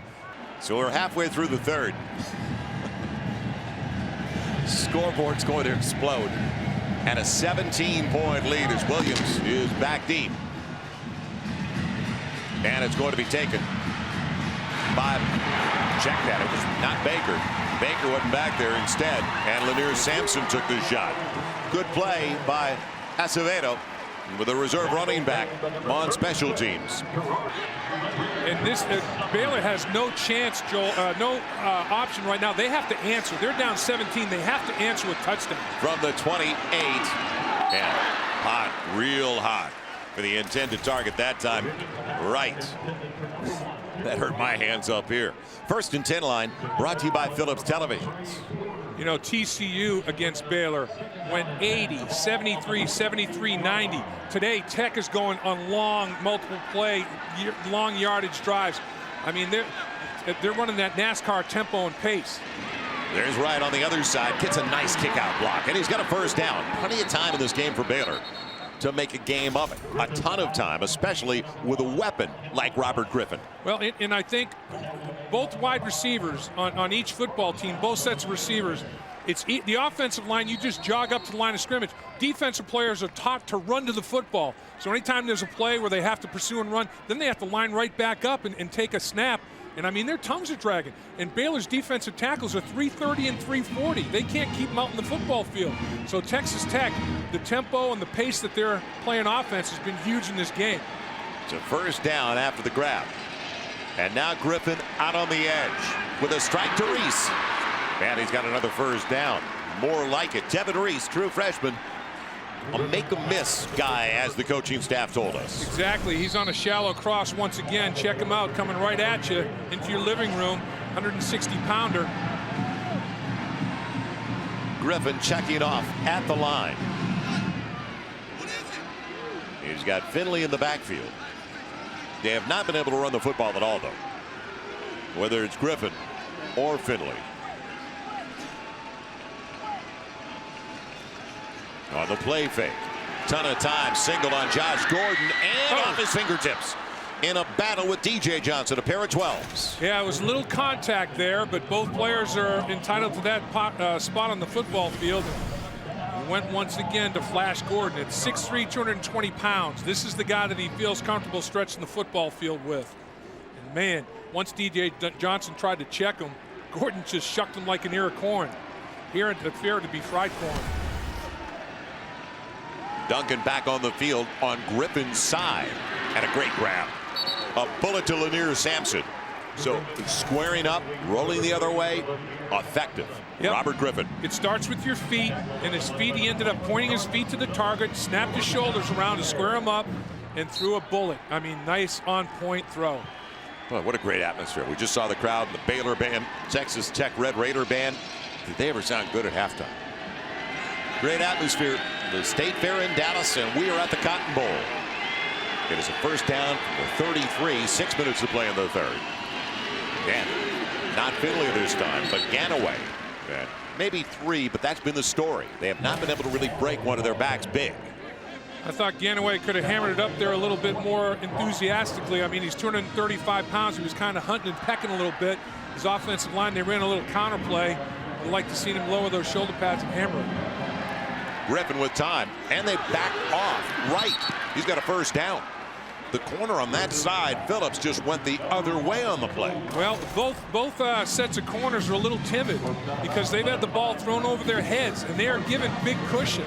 I mean, it's very easy, like taking candy from a baby, run those little hitch routes. Look at this, huge cushion. Started inside the Baylor 25, and now the drive alive and well at the 21.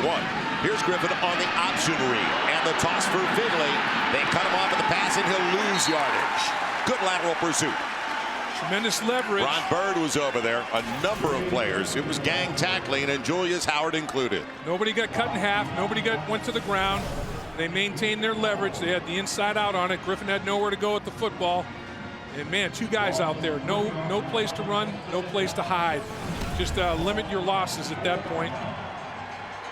Sounds like you grew up listening to Motown. It'll be 2nd and long. 2nd and about 13 from the 24. Huge drive from Baylor. Deepest deficit of the day for the Bears. Corner, Tevin Reese, not close. Little post corner route. Yeah, and he was double covered. I mean, a little cover 2 action, having a safety and corner out there. And on the other side, Kendall Wright was working one-on-one.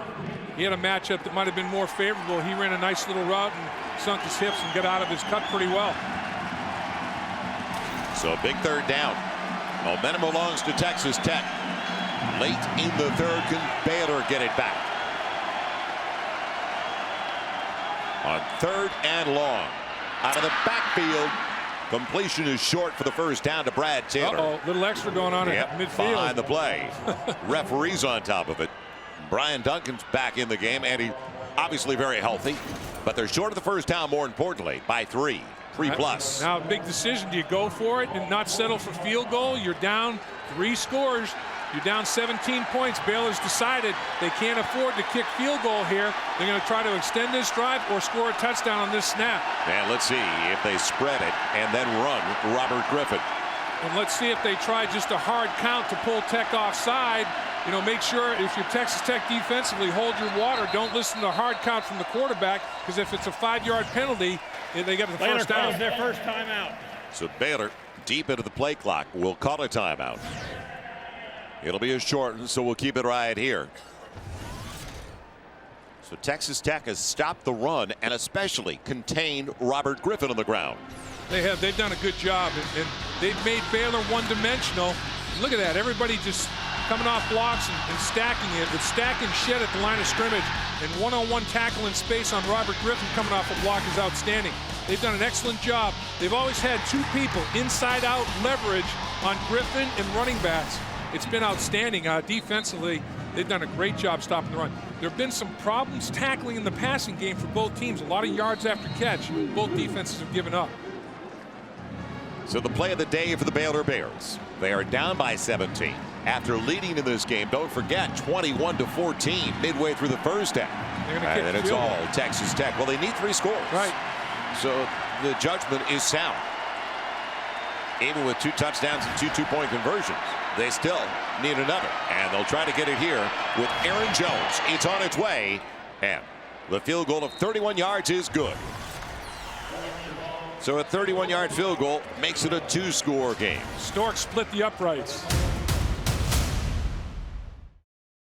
Raider fans and Cowboy fans, Texas Tech, Oklahoma State in Lubbock. It is going to be seen on Fox Sports Plus in the Southwest. Parks kicks it away. And it's going to be Eric Stevens gathering some momentum from the 5. Can't make a miss as he spun down and put down across the 23. So now the key is, can they slow down Taylor Potts? Taylor Potts had a 306-yard first half, which is dynamic. But take a look. Last week, he went for 405, or that's today, 405. And Robert Griffin last week went for 380 against Kansas. Look at Gerard Johnson up there. 409 for A&M. You know, 3-point loss at Oklahoma State on the final play. I guess there's still quarterbacks in the conference. On the run, scrambling his way for big yardage, it is Baron Batch. He got 5, and that's been the key. First downs have been kind to Texas Tech. Earl Patton in on the stop. First down success leads to 3rd down success. Stay on schedule ahead of the chains. 2nd and less than 5. Potts rolling by design, back over the middle. Lyle Leon. He's got the first down across the 42 to the 43. Took a shot in the process. Good idea. Change the launch point. Get Taylor Potts out of the pocket. Don't let the Baylor defensive line hone in on one area to rush him. They roll him out of pocket. He throws back across his body for a strike. There's been a tempo, a cadence, and a clean rhythm for Taylor Potts and Texas Tech ever since they took the field today. Slow start to the last two. And there was a dead ball foul coming up. They were down by 14 to Texas. They were down by 24 at one point at Iowa State. False start.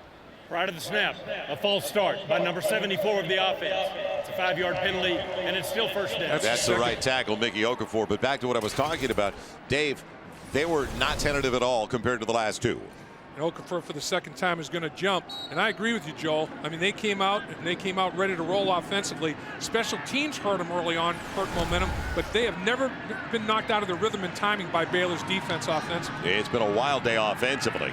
Man, grab is made, knocked away from the tight end. Adam James. Incomplete or fumble. And will it be? It was gathered in, though. I believe it was covered anyway by Swindoll. Incomplete. If Swindoll came up with the football anyway, after James had it go in and out. There was one official signaling incomplete, so they should mark it back at the line of scrimmage, and they are. Did he have control of the football? Was it incomplete? The official that had a view deeper down the football field said that there was never any possession. That's a good call. Never any full possession with a football move, second down. And then Swindoll went over to the sideline, hurting after trying to get to the football. Potts with time, deep over the middle, deflected, intercepted, picked off. Coming the other way is Kent. And Kent trying to make a miss with a big play, goes down to the 40. Prince Kent, the true freshman from Norcross, Georgia. Well, can that turn it around for Baylor? First turnover of the day. It's been a very, very clean football game. Both teams put the ball on the ground, but they both recovered it in the first half. First interception, first turnover of the day, and it's the old tip drill. And you have to get your hands up when you're in zone coverage. And the tip by Coffey and the interception by Kent, and then nice yards after interception to give his football team shorter field. Excellent effort.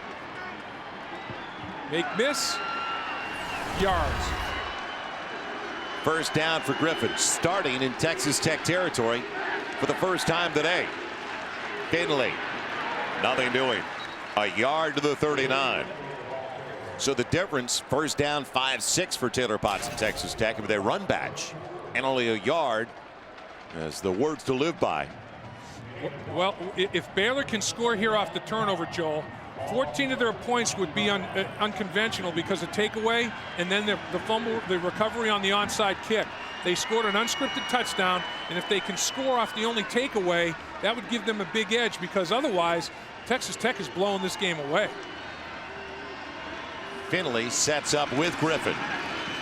They flood that side of the field, and he puts it up for grabs. Wow. Looking for Wright, in and out of his hands. He almost got Kendall Wright. And he's hurt. RG3 got hit pretty good after the throw. He didn't want to go there. He pump faked it, and then he had no choice. He started looking the other side of the field, and he said, the only place I can put it, I'm going to throw it to the back corner of the end zone. And he rifled one about 65 yards in the air, it looks like. What about Duncan on the heat? But I mean, look, he pump fakes. Now he just has to throw it away, and Duncan just rifles him. But that's just unbelievable throw into duress. 3rd and 9. Can they capitalize off the turnover? Only a 3-man rush. A lot of time for Griffin. Thinking about running for it. Instead, throws in the last second and has the first down. Going to Wright. And check that. On the grab, instead, it's his back away in the flat. And this is what he can do, create. When the play starts to break down, only a 3-man rush, drop 8 into pocket. Coverage is good with 8 people back there. Now he extends the play, creates, and finds a little seam. Checks down to his back away. Big play. It's at the 21. Stop route. Kendall Wright making a miss. He's got 5. Down to 16. Junior from Pittsburgh, Texas has some moves. I'll tell you, he stopped on the route, and then he stopped on a dime on the change of direction to get yards after catch. Man, these guys, when you spread the field with these athletes, one-on-one is almost impossible. Trying to make it a touchdown difference. 45-31, final 60 seconds of the third. After the way they started, nothing would surprise us today. Yeah.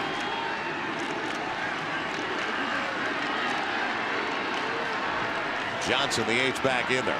Do they run it behind him? Finley's trying to. Best run of the day. 1st and goal to the 8. Talked about 49. And he rode the hip of that side of the offensive line. Well, it's like having 6 offensive linemen in the game. When you run behind the big fella and he gets the trap, the big 300-pound fullback, I mean, that's just, it is. It's like having 6 offensive linemen in there, and Finley took advantage of it. That's just one mammoth human being, K'Ron Johnson at fullback. This was all set up off the interception by Prince Kent. The true freshman defensive back took it down to the 40 of Texas Tech. Finley dashes his way inside the 5, and they stack him there. Just nudged it, and that is going to be the final snap of the 3rd. So it was all Texas Tech, but the momentum slowly shifting. And you got to score a touchdown here, Joel. Can't settle for field goal in this red zone opportunity. Down 2 scores with a quarter to play. You got to punch this one in. And the tip by Coffey, interception by Prince Kent has been huge. So another very entertaining 15 minutes of play. Big plays on both sides, and especially defensively, Baylor had to have it. 45.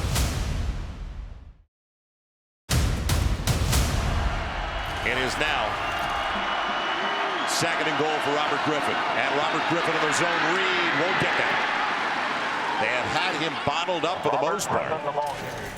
It'll be 3rd and goal from outside the 2. Cody Davis coming up. And really, Tech has done an outstanding job of their goal of having inside-outside leverage on Robert Griffin. Baylor's trying to make it a 7-point deficit. They've got a 3rd and goal at the 3 of Texas Tech. Joel Myers, Dave Lapp, Jim Noxon. Only 1 timeout left because we wanted to check and make sure. The official down on the field said first timeout. No, it was the 2nd used by Baylor. Here they go. And Griffin spinning. He's got it. Touchdown, Baylor. There it is. Another rushing touchdown for RG3. And what he ended up doing, he faked the ball to a running back who ended up being a lead blocker for him. There's an injured Baylor player at about the 2-yard line, but RG3 had ended up being a quarterback lead as he rolled down the line of scrimmage off the edge after the back that he faked the football to hammered it into the line of scrimmage as a lead blocker. Let's take a look. Fake the ball to Ganaway and then take it and roll down the line of scrimmage. Ganaway ends up being a lead blocker for him on the edge and cleared the path. Excellent blocking for him, and the big boy, the other Robert Griffin, hammered the line of scrimmage as well. He was helped off the field. And now a huge extra point for Aaron Jones and the Bears, trying to make it a 7-point game. And he does exactly that. He hooked it, but it went inside the upright. Looks like me on the first tee. Mine never stays in play, though. It's a 7-point game, 45-38, minute gone by in the 4th at the Cotton Bowl. Strawberry Canyon, a difficult task. Backpedaling to Zuzana. And he's going to take the kick, looking at the sun from the 4. A little bit of a lane. Gets across the 20. Out to the 23.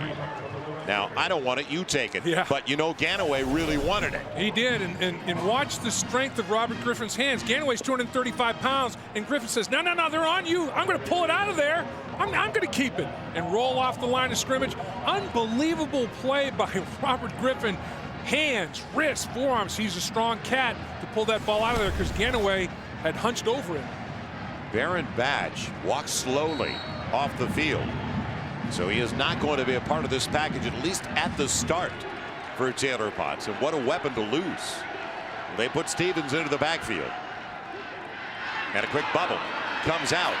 And good yardage on first down. Close to a first down. They've not picking up the first down for Taylor Potts. His wide receiver, Detron Lewis. How many times are the Texas Tech receivers going to stock block the secondary for Baylor? It is unbelievable how they just lock on and Velcroize them. I mean, Baylor can't get off the block. It's 2nd and a yard. He got 9. Stevens gets the yard.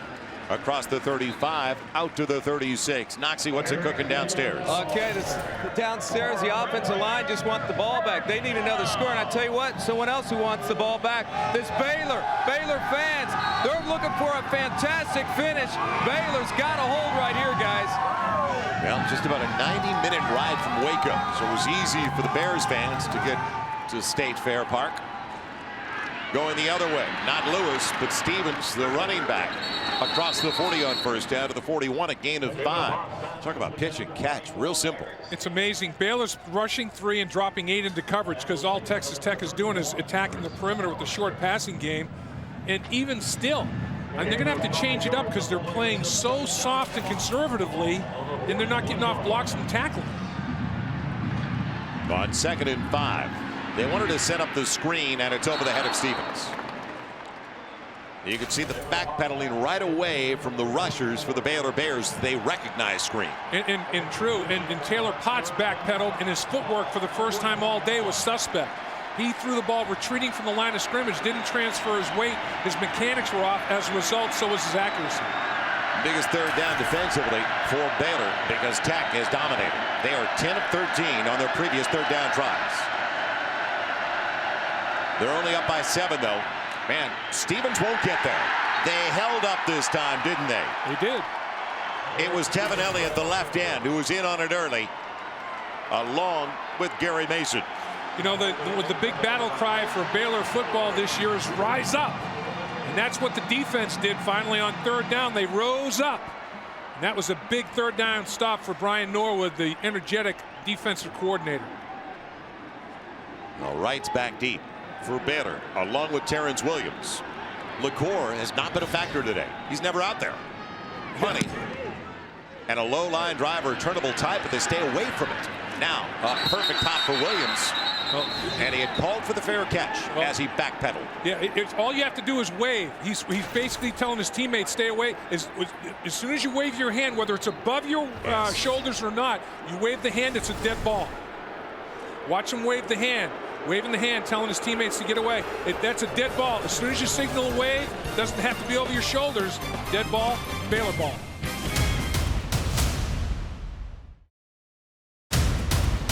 Now, the equalizer. Is it in store on a long field for the Baylor Bears from the 17? 2.5 minutes gone by in the fourth. Griffin looks one way and in trouble on his way down. They finally got to Robert Griffin. Colby Whitlock. Whitlock right up the middle, the senior from Noble, Oklahoma. And the best player on the defensive football team makes a huge play. Look at him just beat at the line of scrimmage, beat Blake at the line of scrimmage quickly. And, you know, Whitlock is a wrestling champion in high school. He's got that balance. He's never on the ground. His knees are over his ankles, his hips are over his knees. Totally balanced player. Remember, Baylor only has one timeout left in the game. They've already used 2 here in the second half, inside of 12 to play. Need 18. Gonna get some of it back. Huge cushion. Good move. First down. Still spinning and going. Strong is Josh Gordon. Whew. Their big play receiver coming in. Letterman catches. Takes it out to the 37. But Dave, they're 10 yards off. The corners are 10 yards off. Well, they're afraid of his speed. And he did the same thing in last week's game against Kansas. The best play he made was cutting back, making people miss to the middle of the football field that set up a field goal. That was a huge conversion there. He's a sophomore from Houston. Griffin wants to get out of the edge. He'll throw it instead. And off the fingertips of Williams. D-back looking for the wide receiver. Otherwise, might have been a pick.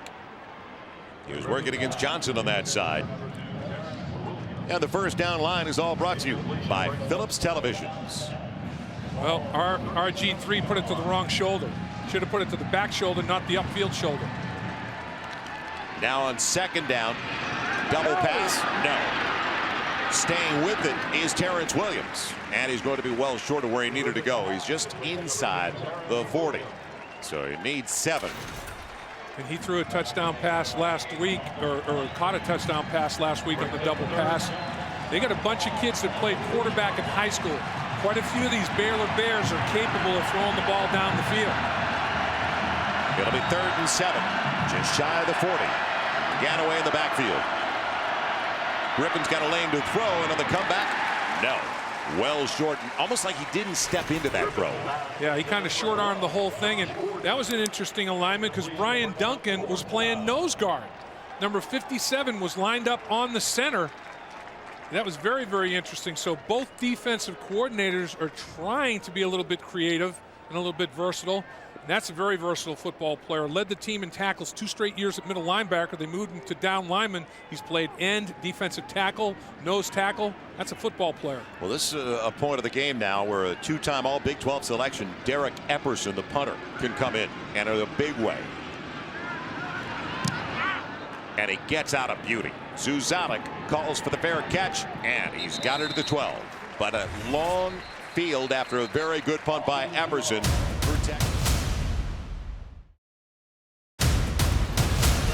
Great day to be at the Cotton Bowl.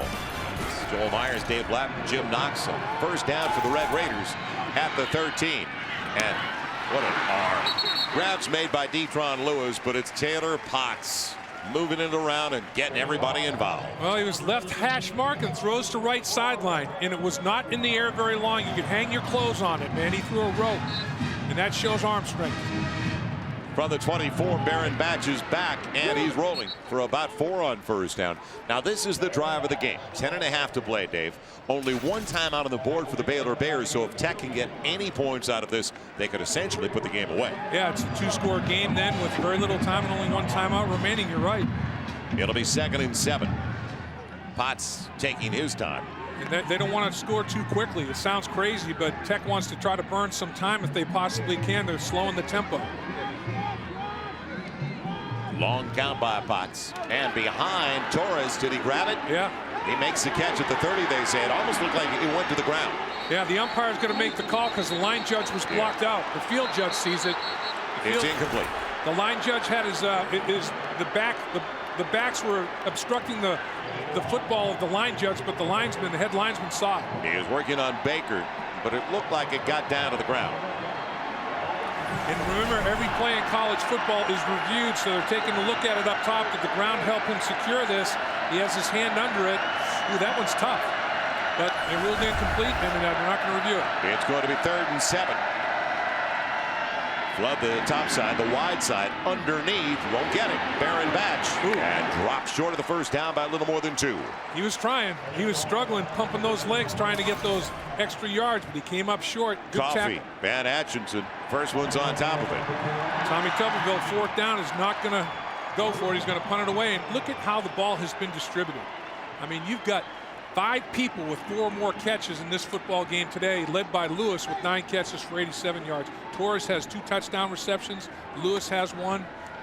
Leong is come back, 5 catches for 85. LaCour. And it'll be taken by Wright. He runs into his own man and goes down, and that was a collision. Real efficient numbers once again for Robert Griffin. 290 yards on 20 of 29 with 2 scores, has not been picked off, but has not really had the explosive play using his feet. Grab is made. Man, on the outside. Can't get away. His wide receiver, Sampson, taking it in. So good job by Phillips. And we haven't seen that many solo stops. No, we haven't. And what we saw again, though, is huge cushion. Both sets of corners on both teams are just all kinds of respect for the wideouts. They're giving big cushion on the outside. See if he goes up top. Josh Gordon has a lot of space over there against DJ Johnson.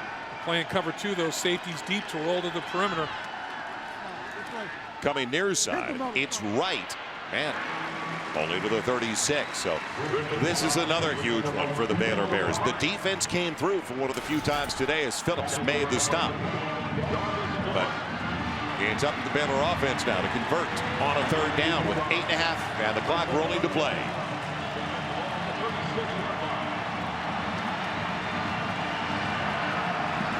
They're only 4 of 11 on 3rd. Check this little bunch out right there. Little bunch formation.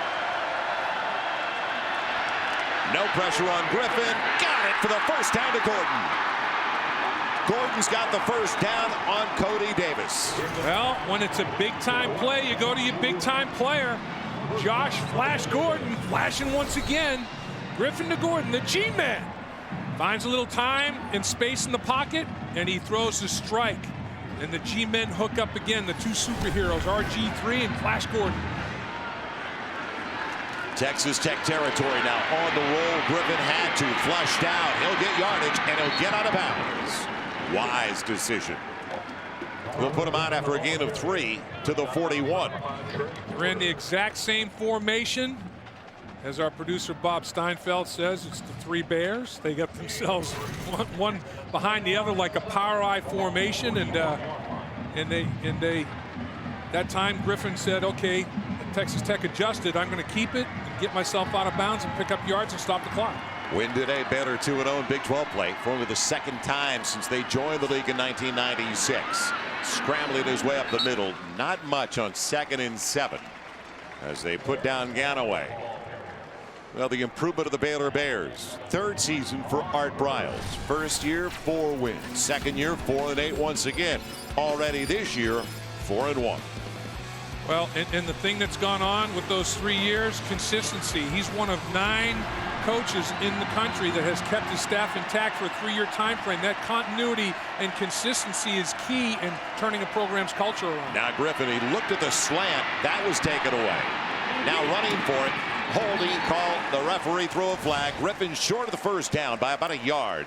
But it looked like the ref threw a hold. I think they're going to call Jay Finley, the running back, on the edge. It looked like he grabbed somebody. I'm not sure if it's a big man or not, but Finley looked like he was struggling. Holding, number 79 of the offense. Penalties declined. 4th down. They called Robert T. Griffin, and they declined the penalty. 4th down. Robert. I don't know if I would have declined that. Yeah. It's 4th and 2. He's going for it probably. And there's the big fella inside, and they're going to call him for holding. And he does have a good handful. Boy, I don't know, separated. That's interesting.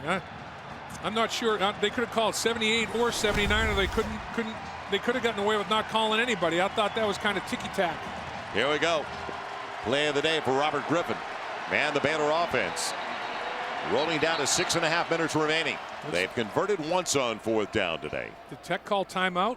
The line judge running in. I don't know what the deal is there. He's running in from the Tech sideline. I guess they're questioning. Did they give an option to the bench whether or not they wanted to decline it? Right. Tommy Tuberville may be saying, hey, you know what? I wanted that penalty.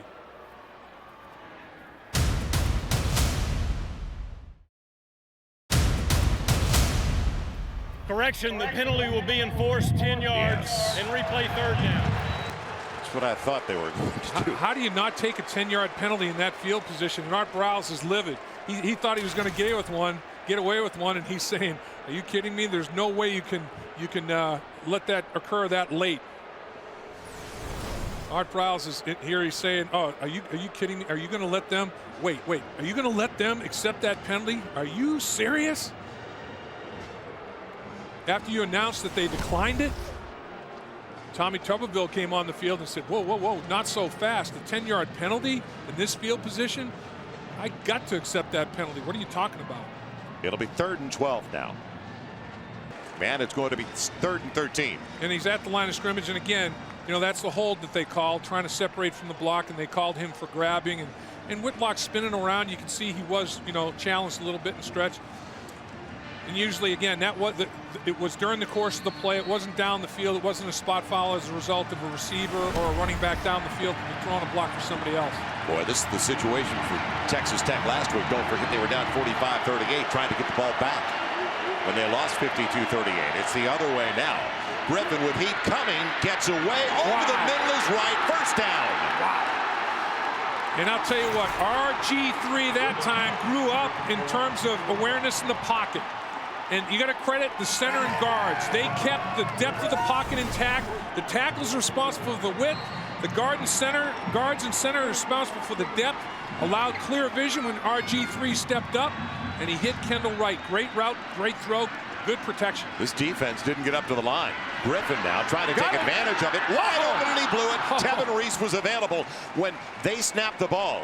Texas Tech wasn't ready. No, and Bullett's limping off the field.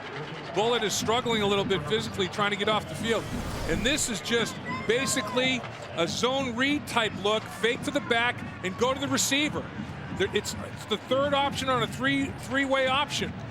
He faked the handoff, he can run, and he said, oh man, I just let him too much. Did he try to guide him? Tried to aim the ball, rolling to his left, tried to aim the football instead of just throwing it. 2nd and 10 from outside the 29. Heat up the middle on Griffin, got rid of it, got right. He's got another 1st down. Wow. He's throwing that football, falling away from the line of scrimmage. He was backpedaling as he throws the football. That shows total arm strength. He's got a strong right shoulder and right arm to be able to do that. Baylor trying to make it all the way back from a 17-point deficit. Little bubble screen going the other way. And a shot. It's complete, but not much, Josh Gordon. In fact, right at the line of scrimmage. And the clock continues to run. Well, Joe, more than 5.5 to play. He threw from the left hash mark to the right sideline on the bubble screen. The ball was in the air a long time. And it gave the defender an opportunity to read the route and close on it because of the distance of the bubble screen. DJ Johnson up against him. They were asking Kendall Wright what happened there. They went to Gordon. Kendall Wright didn't get his block, and that was the biggest reason the play failed. Drive started back at the Baylor 33. Now, after the play fake, in the flat, the big 300-pounder goes down. K'Ron Johnson, seismologist. Get that one, the sophomore from Cuero, Texas, and he's brought down by Trey Porter. Trey Porter in space, taking down the big fella. He wasn't able to get his shoulder pads squared up to the line of scrimmage to get up the football field. He tilted the field. He had his shoulder pads going to the sideline, not to the line of scrimmage. They're in 4-down territory. Down by 7 with only 1 timeout on the board. In a 45-38 game, can Griffin convert again on 3rd down?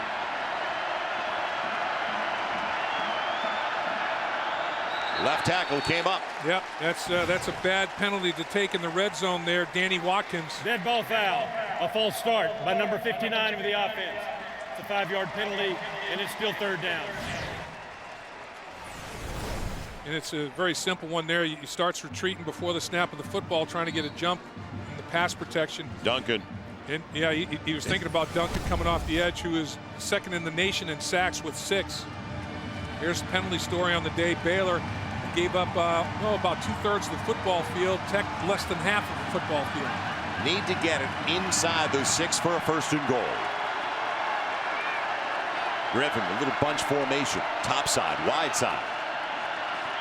Looking that way, back over the middle. Oh! Right, can't hang on. What a break for Tech. What a throw by Griffin. That was perfect. And Kendall Wright can't believe he did not squeeze the pig right there. And that's the chance you take when you go for it all. 4th down, but you had to, and it was there. And he could not quite catch that football. Look at this. I mean, splits his hands, gets the right hand on it, but can't pull it in with the left. Barely gets his right hand on it. Boy, that ball had some RPMs, but that's a catch that Kendall Griffin, or a miss that Kendall Griffin's going to have nightmares about tonight. 5 wide receivers set. It'll be a double pass. Wright throwing it back. Look out. Here comes Griffin running for the 1st down. Will he get to it? Nope. No. Tech holds. They were ready for the gadget. And Franklin Mitchum staying at home on that side of the field. Outstanding effort by Texas Tech, staying with their responsibilities. Moore does a good job of making sure that he's in position. Well, the last 3 drives, not good ones. An interception and 2 punts, and now they swing it out. Wide receiver trying to make things happen for Texas Tech. If anything, you want to slide down inbounds. It's taken in by Detron Lewis. That'll stop the clock as he goes out at the 20. And now if you're Tech, your mindset when the clock is moving has to change. Oh, absolutely. Now you have to start letting it tick a little bit and melt. And unfortunate for Baylor, because they had the play. Kendall Wright could not execute on his end. Could be a tie game right now, and there was a very critical offside penalty. Danny Watkins in the red zone. They've got no quarterback in the set. It's going to be Eric Stevens scrambling up the middle, taking the direct snap, as they call it the Wildcat, for about 3 up to the 23. And now after they remove the chains, they've got to maximize the play clock. Right, but what you do by running the Wildcat and running the football, you get a fresh set of downs. Now you can take your time. And you know, Taylor Potts can come back in, the chains are removed, and the clock starts. Is creeping up on 3 minutes to play. You believe you've got 624 yards of total offense, and you're hanging on just barely by 7. Baylor's only got 1 timeout left, Joel. They can only stop the clock 1 time. Tech has 3 timeouts. They also have the lead, but Baylor burning those timeouts hurt them. Keep it on the ground. Stevens scrambling over to the left side. And ripped down, crossing the 25 to the 26. That's Chris Francis. Middle backer got the best of him. But the clock is rolling now. Inside of 2:35 and counting. And Baylor can't use the timeout. They're hoping that they stop Texas Tech on this sequence of downs, and they get the ball back for RG3 one more time with the timeout to work with. Well, if they get a stop on 2nd and make it 2nd and 3rd and long, I got a feeling they may use it right here. They could. You know, again, in college football, the clock stops when you generate a 1st down, and you can spike the ball, obviously. But boy, that's going to make it dicey. They'll keep it on the ground. And protecting it is Baron Batch. And now if you're Art Briles, I think you use your final timeout. They did, yep. Yep, stop it here at the 30. And this is the ball game. It is a 3rd and 3 for Texas Tech. And what does Tuberville and his staff call? Well, I would get Potts out of pocket. I'd get him out of pocket, change the launch point, give him a two-way go. Why not? 2 minutes and 2 seconds remaining. Nobody in the backfield with Potts. Let's see if they roll him over to the side they flooded, the nearest side. It's a 3rd and 3. Here's the ball game for Baylor. Can they get the stop? And it's going to be a delay of game. Dead ball foul. A delay of game by the offense. It's a 5-yard penalty, and it's still 3rd down. Man, that's the 2nd time in this game. It started the first play of the game. How do you come out of a timeout you come out that of a timeout way? And you're not managing the play clock. They need 8 now. Baylor trying to substitute, bring some bigger people off the field and get more speed on the field. Now they'll put Stevens in the backfield. Is it time to go to Lyle Leong? Detron Lewis, the bubble screen. He won't get there. It'll stop, and he's inbounds at the 29. So the clock will continue to melt. No timeouts for Baylor. All 3 still on the board for Texas Tech. So Texas Tech could take it all the way down to a 2nd and then call their timeout. And that's exactly what they're going to do. The final question is, Baylor, they got a touchdown on an onside kick that was botched by Tech. Baylor threw a fake punt. So Joel, onside kick touchdown, fake punt. Can they block one? This is the final thing. Will they rush it? Will they rush and block a punt, or will they play it safe and try to get a return out of it and get as much field position as they possibly can with a minute? There'll be less than a minute to go in the game after this punt. They've had the special teams edge. LaCour end over end, almost like a kick. And right, making him miss early. Can he continue to make him miss, dancing around and giving up field? No. He gave up time too. It's 57 seconds left. But that's a lot of time in college football, as we've both discussed, because of the movement of the chains and the 34. And what Texas Tech did was the rugby punt that a lot of college teams are doing now. It takes time off the clock when the punter goes out of basically the protection of his little cocoon to punt it. And when you hit it on the ground and it goes end over end like a kickoff, you can get some roll out of it. Kendall Wright tried to hit a home run and make a lot of people miss, but all he did was lose yards and time off the clock. So now the Big 12's Offensive Player of the Week. On center stage, Robert Griffin with 57 seconds left in the game. Kendall Wright trying to make a miss. Man, can't get to the sideline. That's a great play by Jarvis Phillips. Man, he was very, very quick in his support off the corner. Moore finished off the play. Clock moving. 37 seconds for Griffin. Now on the sideline, way too tall, out of bounds. As the grab was made over the far side by Reese. Right. Or check that. It's the first one in the direction of the wide receiver over there. Burke. Yep. And Chris Burks has not been on the field at all today, basically. So it was out of bounds. And there was a flag where there were 12 men on the field. See. Yes, his pattern took him out of bounds. His feet are already out of bounds. Shift by the wide receiver. It's a 5-yard penalty and replay 2nd down. Well, that was a great effort. The only thing that happened to him is he lost perspective of where he was on the field, and he kind of drifted to the sideline. Both his feet set up out of bounds when he tried to tippy-toe. He had possession and tippy-toed, but he was already off the sideline. 7-point game after trailing by 17 in the second half. Griffin out of the gun. Grab's going to be made. Ooh, close to a late hit. And was it a late hit? It was taken in by Williams. No flag. No, they're saying that it was still on the field of play when he started the delivery of the hit. And it's almost like he tried to pull up anyway. And there was a 5-yard penalty, and a receiver had lined up wrong, and he's out of bounds. That could have been called, but it wasn't. Man, that was dicey. That was too much of a roll of the dice there for DJ Johnson. Now with 25 seconds to play on 3rd and 10.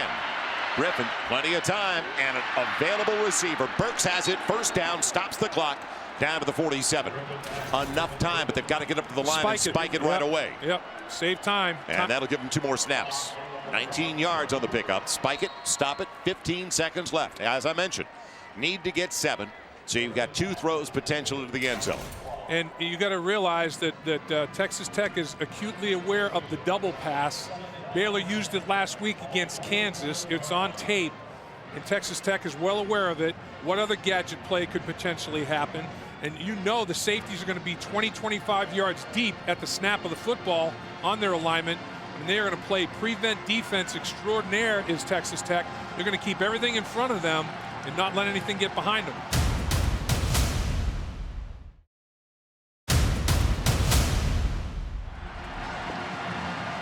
Play clock coming down on Griffin. Will he get it off in time? Yes. Now on 2nd down. He has a man available over the middle. Scrambling if he goes down. That would end it. It's caught. Can he get out of bounds? No. And that'll do it. Josh Gordon makes the catch. And it is over. The Red Raiders prevail. And wait a minute. It is a first down. Hold on. As we say it's over, it's not.